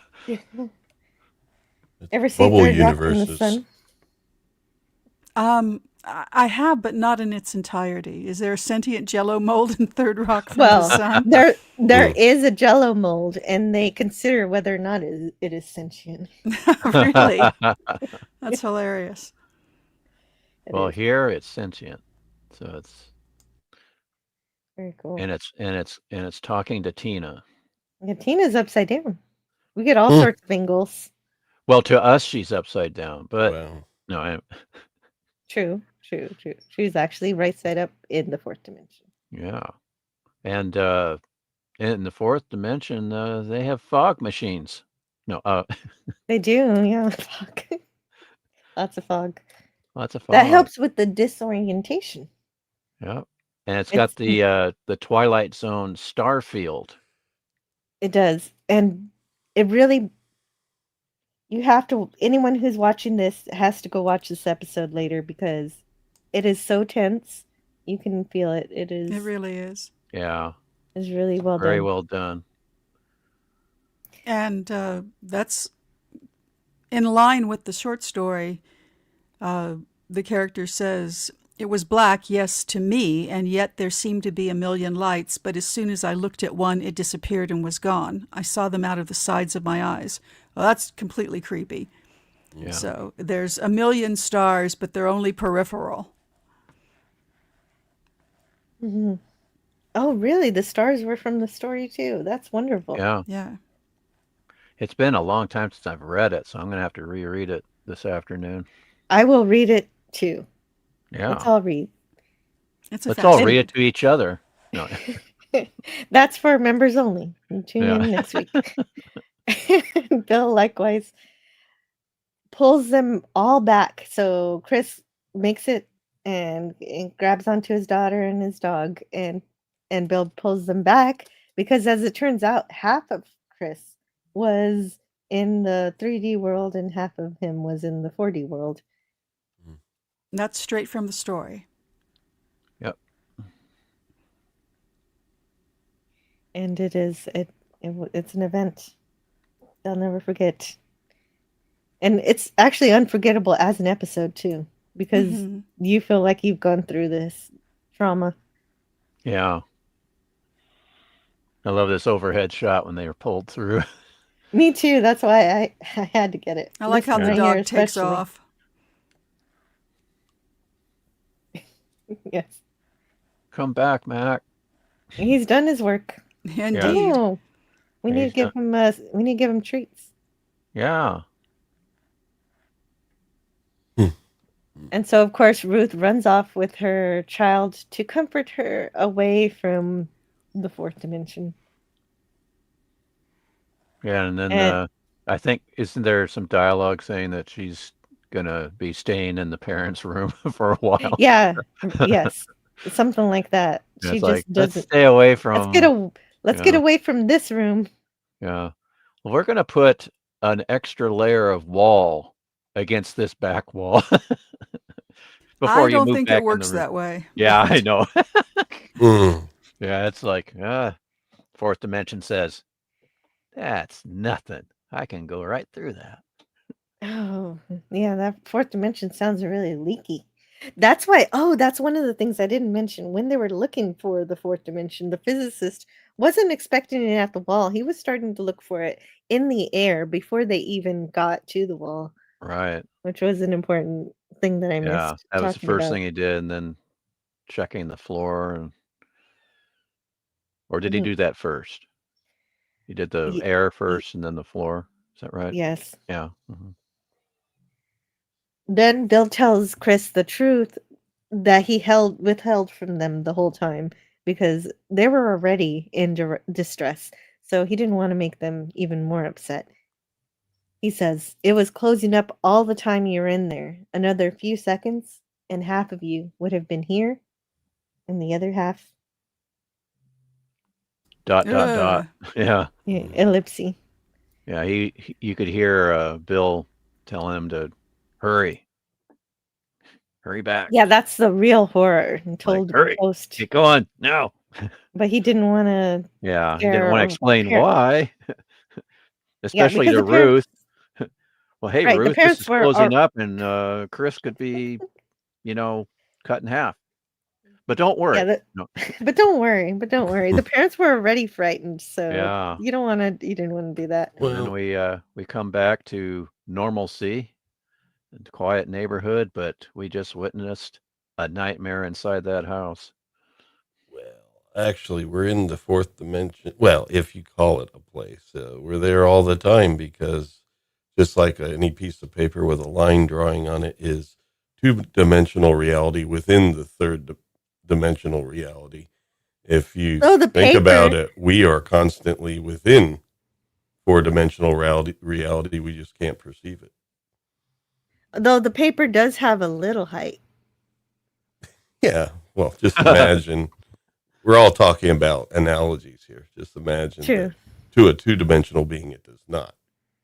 Right, a two-dimensional being can't see our world, and we can't see the But two-dimensional it's world. within us. It's within our three-dimensional reality. Yeah, I love when Flatland goes all the way to the not the one-dimensional world, but is it the null world where there's just a dot and it's just that one being thinks it's the god of everything. Mm. It's kind of funny. That's But anyway, never here's the from me. closing narration. The other half where? The fourth dimension? The fifth? Perhaps. They never found the answer. Despite a battery of research physicists equipped with every device known to man, electronic and otherwise, no result was ever achieved, except perhaps a little more respect for and uncertainty about the mechanisms of the Twilight Zone. Yeah, it would be pretty difficult to be a physicist in the Twilight Zone because the Twilight Zone does not always follow the rules. Yeah. Twilight Zone says rules. We have no rules. No, Basically. we don't need no stinking rules. And I forget who mentioned it. Who said that this was the inspiration for Poltergeist? Because I that's I also I did. think we all did. Yeah, And we all at one yeah, point, and people in the in the chat. trivia on IMDb, they say it may be. It's like, no, it is. No, it is. yeah, there's no no make doubt. about it. Yeah. I mean, Richard Matheson, he was steamed about it, but Spielberg made it up to him. So with later Apparently, Apparently, yeah. Yeah, well, he asked him if he could see a cassette of the little Right. girl lost, and Yeah, I he mentioned got it. that. Uh-huh. Yeah. And so that's how that happened. And of course, as we all know, it was also the inspiration for the Treehouse of Horror Homer Cubed episode, which I love very much. Yeah. Yeah, I enjoyed that one. I didn't really watch too many of The Simpsons, but I made a point of watching that one.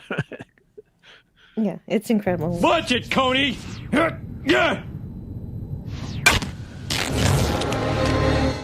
Oops. Oops. Twilight Zone does not respect the laws of physics. Rod Serling spits on you. Yeah, on your physics. Well, most Well- physics are kind of theoretical, aren't they? Yeah. Well, That's kind of when you're talking why they're about theoretical physics. physics, there's also Newtonian and pretty much, shall we say, everyday world application physics. Yeah, Newtonian, we know we can predict and experiment on And directly. it's still even and used, easily. even now for some near Earth objects and things like that, like satellites and all that, because it's a little bit easier and it's close enough to work for us. Yeah. But of course, Einstein began the changes with relativity. He did. He started something and then he was like, wait, I don't like where this is going. Yeah. Herc 130 says, hello, Team Jill. Hit and run. Gotta go back to work. I hate work. Herc. Herc 130. And if you want to know, he does have a YouTube channel about all his projects that he does on cars. And check those out. Those are really cool. He builds a lot of amazing things. That rhymes. Herc hates work. Herc hates work. We definitely went to the moon. Physics is great. True story. Yes. To the moon, Alice. Yeah. Yeah, he always threatened Alice, but he never went through. Bang, like- zoom. To the moon, Alice. Mm-hmm. But I loved how most of those episodes ended, where he says to Alice, honey, you're the greatest. Gives her a big hug. I never really watched it. Yeah, it's a great sitcom. Well, that was a great episode. And have you ever seen the Flintstones, Jill? I have lots of Then you've seen Yeah, then you've seen the Honeymooners. Oh, hooray! Yeah. Although there was a lot more physical violence in that, so people do get hurt in the Flintstones. That's true. That's But it just is a cartoon. threatened in the Honeymooners. Jill, I have words on my face. Oh, let me fix that for you. There you go. Ah, much better. Thank you. You're welcome. Yeah, it's yeah, we all agree that Little Girl Lost is top Twilight Zone. Top 3 for me. Well, Yeah. I think we agree, but the chat does not agree. Ah! I have to go vote. Oh, yeah. I did vote, and I think I was the first one to vote for it because it just said 25%. So I'm like, okay. The chat really likes The Fugitive. Yeah, The Fugitive. It's a cute episode. I found it very endearing. Of course, I had seen it before, seen most of these before. But I oh, that's outrageous. Yeah, The Fugitive. I can't rank over this one. I don't agree. That is a bit of a shocker. Yeah. This is definitely probably I haven't ranked my Twilight Zone. But I love the concepts in this episode. Yeah, the audience is full of some older men that are looking for younger women. Oh, I won't necessarily say that. But that is my problem with The Fugitive. But I guess it doesn't really bother most people. Most people just think it's a cute fairy tale. No, I thought it was odd. Yeah, I found it to be a cute fairy tale. I'm It's not that O. bought. Henry twist at the end that you don't see coming. Yeah, but yeah, A Little Girl Lost is superior in all departments, in my humble opinion. I yes, I agree with that. It is incredible. And And so I'll leave this up just for a minute, just see what happens, but I'll close it out in a bit. Tracy Trying to Strat- influence the vote. I'm trying to Tracy influence, yeah.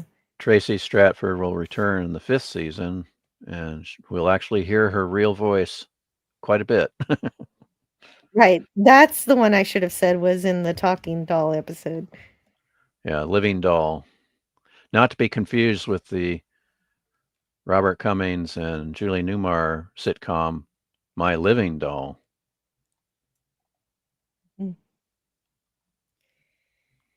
Yes. Rhonda I the haven't seen that. Rhonda the robot.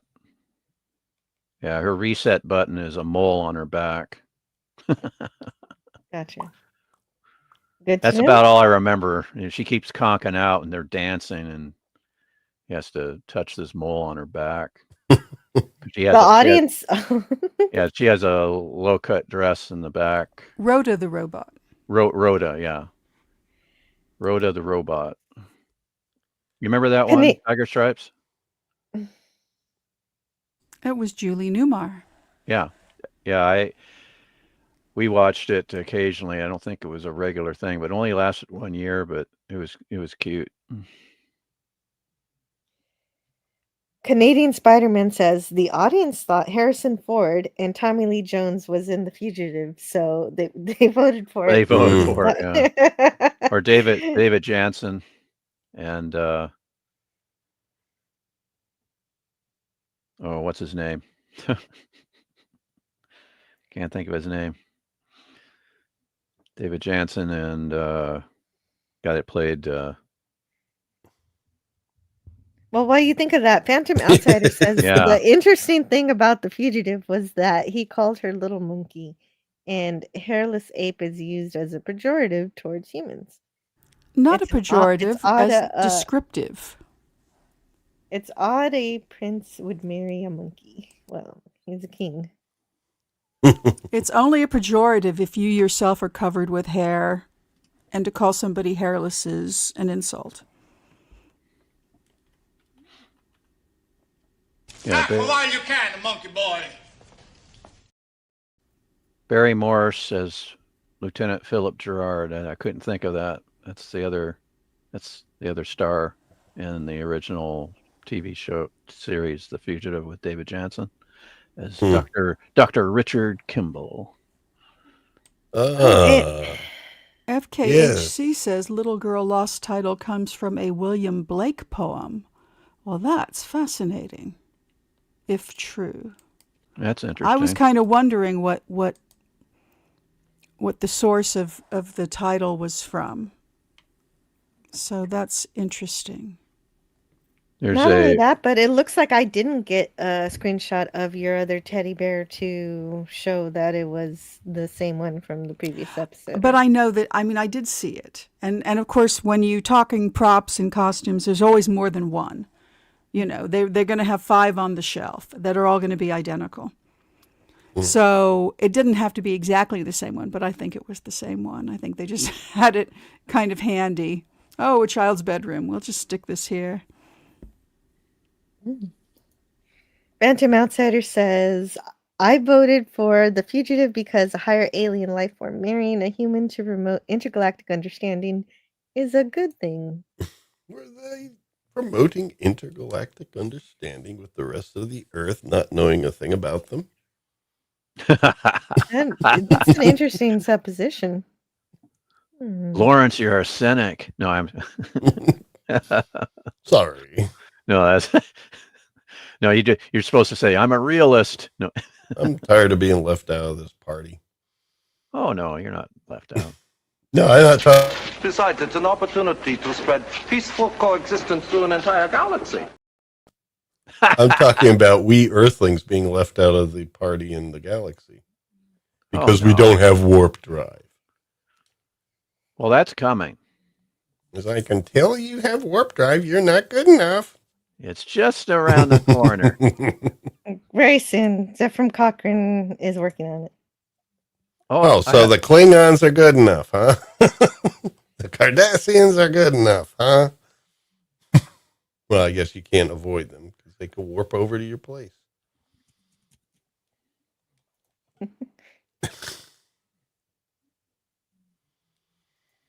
Okay, I'm sorry. I just left a clanger there. Jill, I've got words on You're my okay. face. Oh, there you go. Sorry about that. Ugh, thank you. But anyway, I think the panel agrees, and then the chat is that's okay if you guys are different. So we're gonna end the poll. Yeah, the panel agrees, and the chat is Well, wrong. I didn't say anything. Technically speaking, I did not announce my favorite. Oh my God! As I was talking, the voting ramped up, and somebody voted for Little Girl Lost, and somebody voted for The Fugitive, and so it was moving back and forth, up and down. Oh my goodness! It was exciting Oh my goodness! for a few seconds. Yeah. Is it closed now? Not yet. Okay. I have to read this super chat from Matt G. Crouching Taylor Hidden Swift gave $1. Thank you so much, Matt G. I'm going to play another one of these. Oh, actually, this is the end of the episode. Ooh, erotic cakes.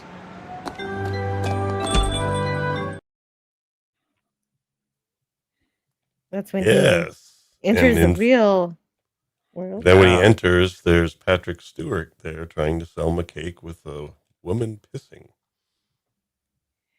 Or technically going to... Really? You didn't see that Saturday Night Live episode, I guess. Oh, no, I didn't. Yeah, I didn't realize back in the day during The Next Generation, Patrick Stewart was on Saturday Night Live and they did a sketch where he was an erotic cake store owner and all the cakes had a woman going to the bathroom on them. And this guy was like asking, don't you have anything other than that? And he's like, it's just priceless seeing Patrick Stewart saying, what is sexier than seeing a woman going to the bathroom? Wow. Good old Saturday Night what? I Live. need to see. It's on YouTube. It's on YouTube. Just don't stream it. Saturday Night Live is notorious for acts. Oh, yeah. No, definitely not. Definitely not. I'm just wondering what you thought of me when I mentioned that you hadn't seen it. FKHC. Well, I like old Saturday Night Live, so I'm but no, I mean it's like you didn't know the reference, and I'm talking about Patrick Stewart. Yeah, women go to the bathroom. Wow. Well, yeah, I definitely wasn't going to let you not explain that reference. FKHC 2005 says, "Check out your messages." He sent me something. So let's see. I don't know if it's the messages in Twitter or in Facebook, so I'm going to check both. Because we're about to head out of here. It looks like it's... Oh, yeah. It's... Oh, he actually sends me the link so I can watch it later. Oh, and cool. There's Patrick Stewart with the box of cakes. Sexy cakes. And... at the end they're all like drunk and they start singing I would walk 500 miles and I would walk. It's priceless, that episode. Mm-hmm. First time I saw Patrick Stewart was in the film Excalibur. Oh yeah. Oh, Phantom Outsider says, I didn't say peaceful coexistence, I said understanding. Well, it made me think of that clip. He said, engage when pushing the handle down. What? Okay, so anyway, thanks everyone for talking to me about the Twilight Zone today. This was interesting and very Thank you for fun. hosting. You're welcome. And I want to thank everybody who was here in the chat too.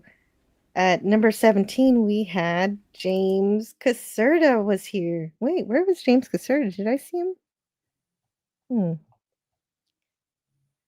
And then Herc 130 dropped in for a moment while he's still at work. Also, Lance from the Outcast Creatives also at work. And the Wayfarer Project, hey, he's here in the panel. Yeah, he's not at work. He's here on the panel. Yeah. It's a different kind of work. He pushed aside a little bit of work just for yes. Aren't we lucky? Yeah, I have a phone call coming real soon. College Slammer. Thank you, College Slammer, for hanging out. Gorilla's Random Thoughts stopped by, also working. He's always working. Him. FKHC 2005, who helped me find the Saturday Night Live sketch, so I don't have to look for it myself. Greek Letters Larson, Chatty Blogger, Mikey. And at number 6, we had Canadian Spider-Man. Number 5 was Snortopoopus Cuber, who I think probably started taking a polar bear nap at some point. Phantom Outsider at number 4, who liked The Fugitive. And number 3, Matt G. Thanks to his super chat. Thank you very much once again for that gift. And the Glove Cleaner at number 2, with Gavin Blackburn at number 1. He said at the very beginning of this live stream that he named this live stream in his name. He claims this live stream in the name of Gavin Blackburn. And he was right. He's is Gavin Blackburn's live stream. Mm-hmm. Now let's have the top 3 fight it out. No. Your analytics are clearly asleep at the wheel. Says second place. Glove Cleaner. And last but not least, of course, are everybody who joined me here on the panel. Let's move Stone Racket away from the words. The words. Oh no, not up there. That's your spot, Jill. Well, it's my spot normally, but I want to ask you if there's anything you'd like to say, any closing words you have for either the episodes or something you want to promote or just say.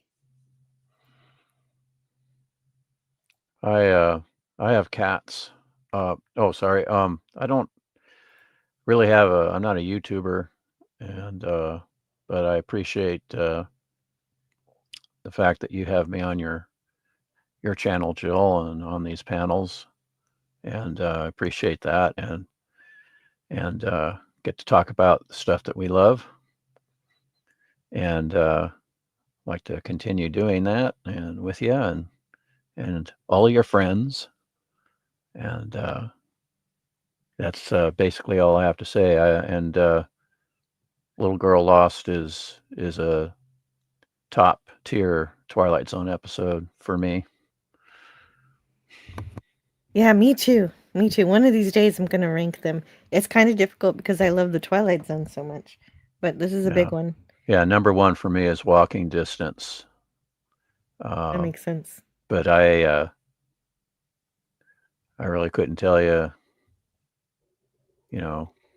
what it's I'll have to sit down and give that a good think. Yeah, but the chat chooses The Fugitive, so finally I close the poll. And thank Tiger Stripes. Thank you, Tiger Stripes, for hanging out with us today, lending your expertise and your research. And thank you. Lots of fun. Yeah, no, lots of fun. It's a blast.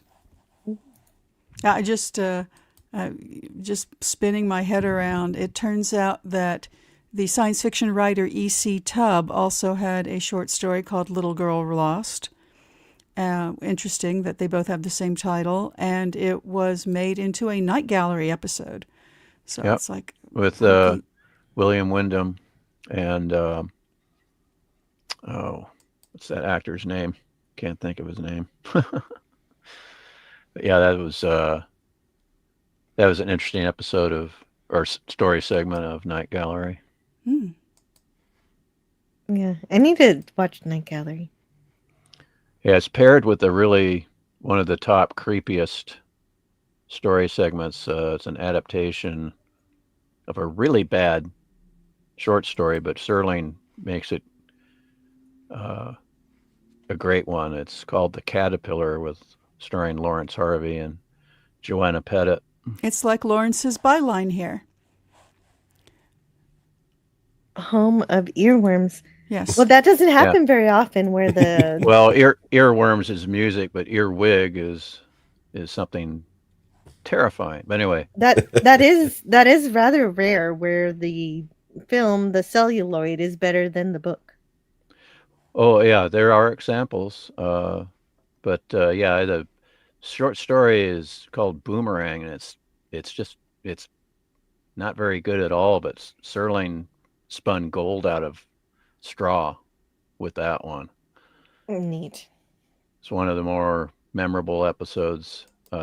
His adaptations, uh, I think every one of them are really good in Night Gallery. It's most of his originals that I found to be rather poor, unfortunately. But that's just me. So the Wayfarer project, how have you been spinning straw into gold? Tell us what you're up to this week. Straw into gold. Wow. Well, this week, Friday, we're going to do what we planned last Friday. Istophobos couldn't make it, so we delayed our review. Well, not a review, but we're going to be going through on Friday the Genesis album, Selling England by the Pound. And so we'll be talking about the album, the meaning behind it, and the different tracks and things on Friday around 7 p.m. Eastern. And then Sunday at 7 on the second edition of Earworms this week, we'll be doing parts 4 through 6 of Genesis of the Daleks, the Tom Baker Doctor Who episode, written by Nation himself, Terry Nation, who was the creator of the Daleks. Yeah. Wow, that's a big important episode. And so Yeah. you did half of it this past Sunday. Yeah, we did. So everyone can go check Yeah, it parts out. 1 through 3. Yeah, that particular story really impressed Harlan Ellison. And there's words on my face again. Which story? The Genesis of the Daleks, the 6-part Tom Baker serial. And there were some American publications of the Target British paperbacks of Doctor Who, and they brought those over, and he actually did an introduction to those. And they actually had a blurb from Harlan Ellison. He's my hero, Doctor Who, but he that really made an impression on him. Yeah, with the morality. Expressed by Tom Baker, or excuse me, about his doctor. And it just kind of led Harlan Ellison into, I think, most of Tom Baker's adventures as the Doctor during that season. I think that's how he discovered the show. Mm-hmm. Yeah, but I thought that was interesting that he wrote the introduction to those. I think there's only 3 volumes of them, if I remember right. That's all that I saw in the bookstores. But yeah, it was Genesis of the Daleks that really impressed him. Yes. So yeah, that decision, that moral decision, is coming up this Sunday because it's in episode 5. The only thing very good. Yeah, the only thing that bothers me with that episode is Davros gets kind of annoying. He talks like that, and then he just his volume keeps going up. And tell me, how do they lose? How do they lose? Wow, you're really good at some of those impressions. Yeah, but it's hard on my throat. I can't do them right. Yeah, it's like afterwards I'll have a coughing fit. Goodness. Oy. Yeah, that introduces Davros and Yeah, that was. I'm so happy that when my local PBS affiliate finally got the Tom Baker uh, stories. Took them Mm. forever, but I was because of Starlog magazine. I was aware of all these episodes because they were publishing the episode guides, and I'm like, we haven't got these yet. We still have Pertwee, you know. I Mm. just kept rerunning those. I'm like, get the Tom Baker episodes, doggone it. And I was in high school, and they finally did, and it was a totally different show for me. Yeah. But yeah, I only gave it you know a quick look when they had John Pertwee, and it was one of the more boring Mm. episodes, and it was kind of quaint, Bessie the car and all that, and I kind of go, oh, cute, Gavin and says and then that that Davros made him terrified of people in wheelchairs. oh, come on. But anyway, that's a dig at the modern interpretation. But yeah, I had one of my classmates in homeroom. He asked me, He said, "Are you watching Doctor Who?" And I go, "Oh, I gave that a try, and it's like I found it boring." He goes, "No, you gotta watch it now." And that's because they were showing Tom Baker, and so I'm Hmm. glad I gave it a Wow. second chance because I'm like, oh my goodness, it's a totally different show. So Well, things they came kind of together had right. their Yeah, though I Not just Tom Baker, but also the mhm. um, what would you call it? Like the music was just somehow humming along a little bit better, and then also Yeah, just I somehow agree. the I don't know. There's just something magical about how all the things just kind of came together in the sets and everything. I know they Yeah, weren't super different, but there was a difference. And it Robert Holmes is story editor and Terrence Dix is story editor. I thought they improved it greatly, and then of course they had um, uh, is it Philip Hinchcliffe was one of the better producers, and then Graham. hmm Uh, I like and Robert Holmes. He just his attitude was, referring to the children in the audience. He goes, "Let's scare the little buggers to death." That's yeah, Oh, yeah, that's yeah. great. That's a good goal because kids yeah, enjoy that actually. Greek yeah, but Letters Larson says never liked Doctor Who. It had the dumbest villains, Daleks with bathroom plungers as weapons, and they're owned by simple stairs. Mhm. but anyway, That's his opinion. yeah, the So I did. Canadian Spider-Man says I should try and watch Doctor Who's DVD I have and try to get back into it. I've had some issues to Greek Yeah, letters. I would go with Tom Baker. Yeah, I have all the Tom Uh, Baker DVDs. yeah, I've got gosh, they're taking forever to get all the Tom Bakers on Blu-ray. I think they have two more volumes, and then it's everything, and then one more volume for Pertwee, which I went back, and Pertwee is my second favorite Mm. Doctor. Both he and Baker have a gravitas that the others lack, I think. But that's Well, just me. well, and speaking of Doctor Who, that's all for this time in the Twilight Zone. Yes. Mhm. Thanks Getting again back to the for Twilight Zone. Yes. Oh, you know what I totally forgot is to Oh. read the Oh yeah. next 2 episodes. And make sure you do the plug for Chesterfields. Yeah, you have the Yeah, the referral link in the well, description, right? you're gonna have to plug the Chesterfields for me because I don't have that. Oh, wait a minute. But Let me preview see. for next week's story. Next week, oh wait, no, this is that week. So I'm gonna go to the next week. Preview for next week's story. Next week, we again borrow from the considerable talents of Charles Beaumont, and we take a fast trot on the wild side. Picture, if you will, a man who wakes up in a strange world, knows everyone, knows every place, and feels very much at home. The strangeness comes from the fact that no one knows him. Try this one for size on the next Twilight Zone. It's called Person or Persons Unknown. Okay, Sounds like Jill. me on YouTube. Okay, Jill. And then he continues. Habit. Habit is something you do when pleasure is gone, and certainly this is not the way to smoke. I prefer to smoke Chesterfields and get the rich taste of 21 great tobaccos, blended mild, not filtered mild. Smoke for pleasure. Smoke Chesterfields. Yep, Will. Yeah, it's like, what's that doing in my Twilight Zone? Doggone it. Well, that was the era.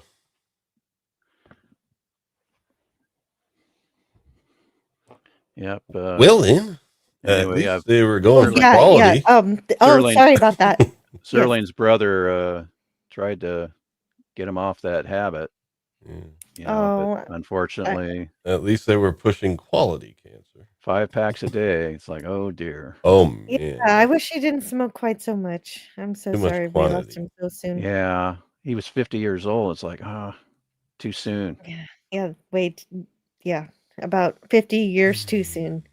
But here's the next preview for the next week's story. Even though he was only here a short time, he definitely left a mark. Yes. He's a big legend. Yes. So next week we take a trip through a galaxy to a few million light years away from your collective television screens.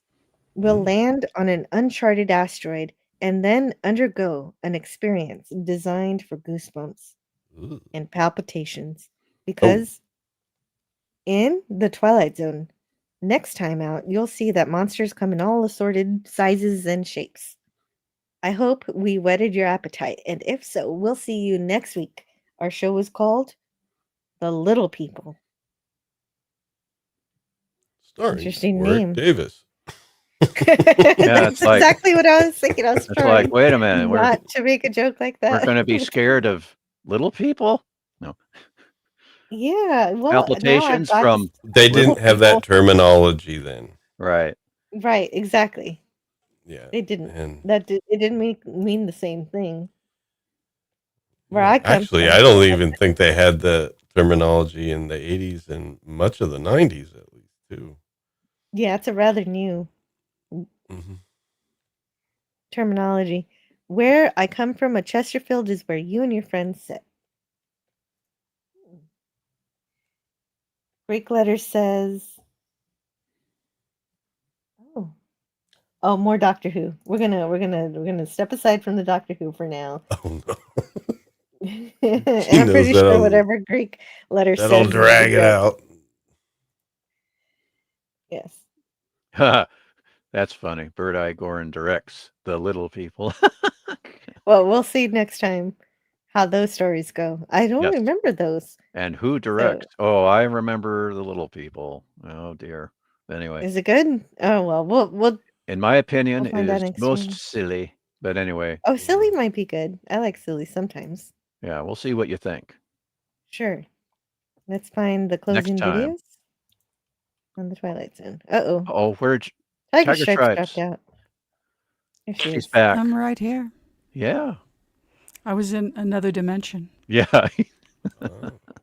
Well, and it makes sense that she's the only one that drops out because she keeps falling back into that fourth dimension.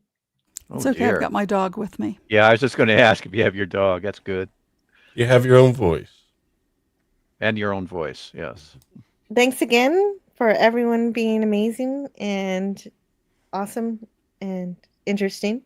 Thank you, Thanks Jill. to the panel in the chat. And I hope to see you again next Tuesday in the Twilight Zone.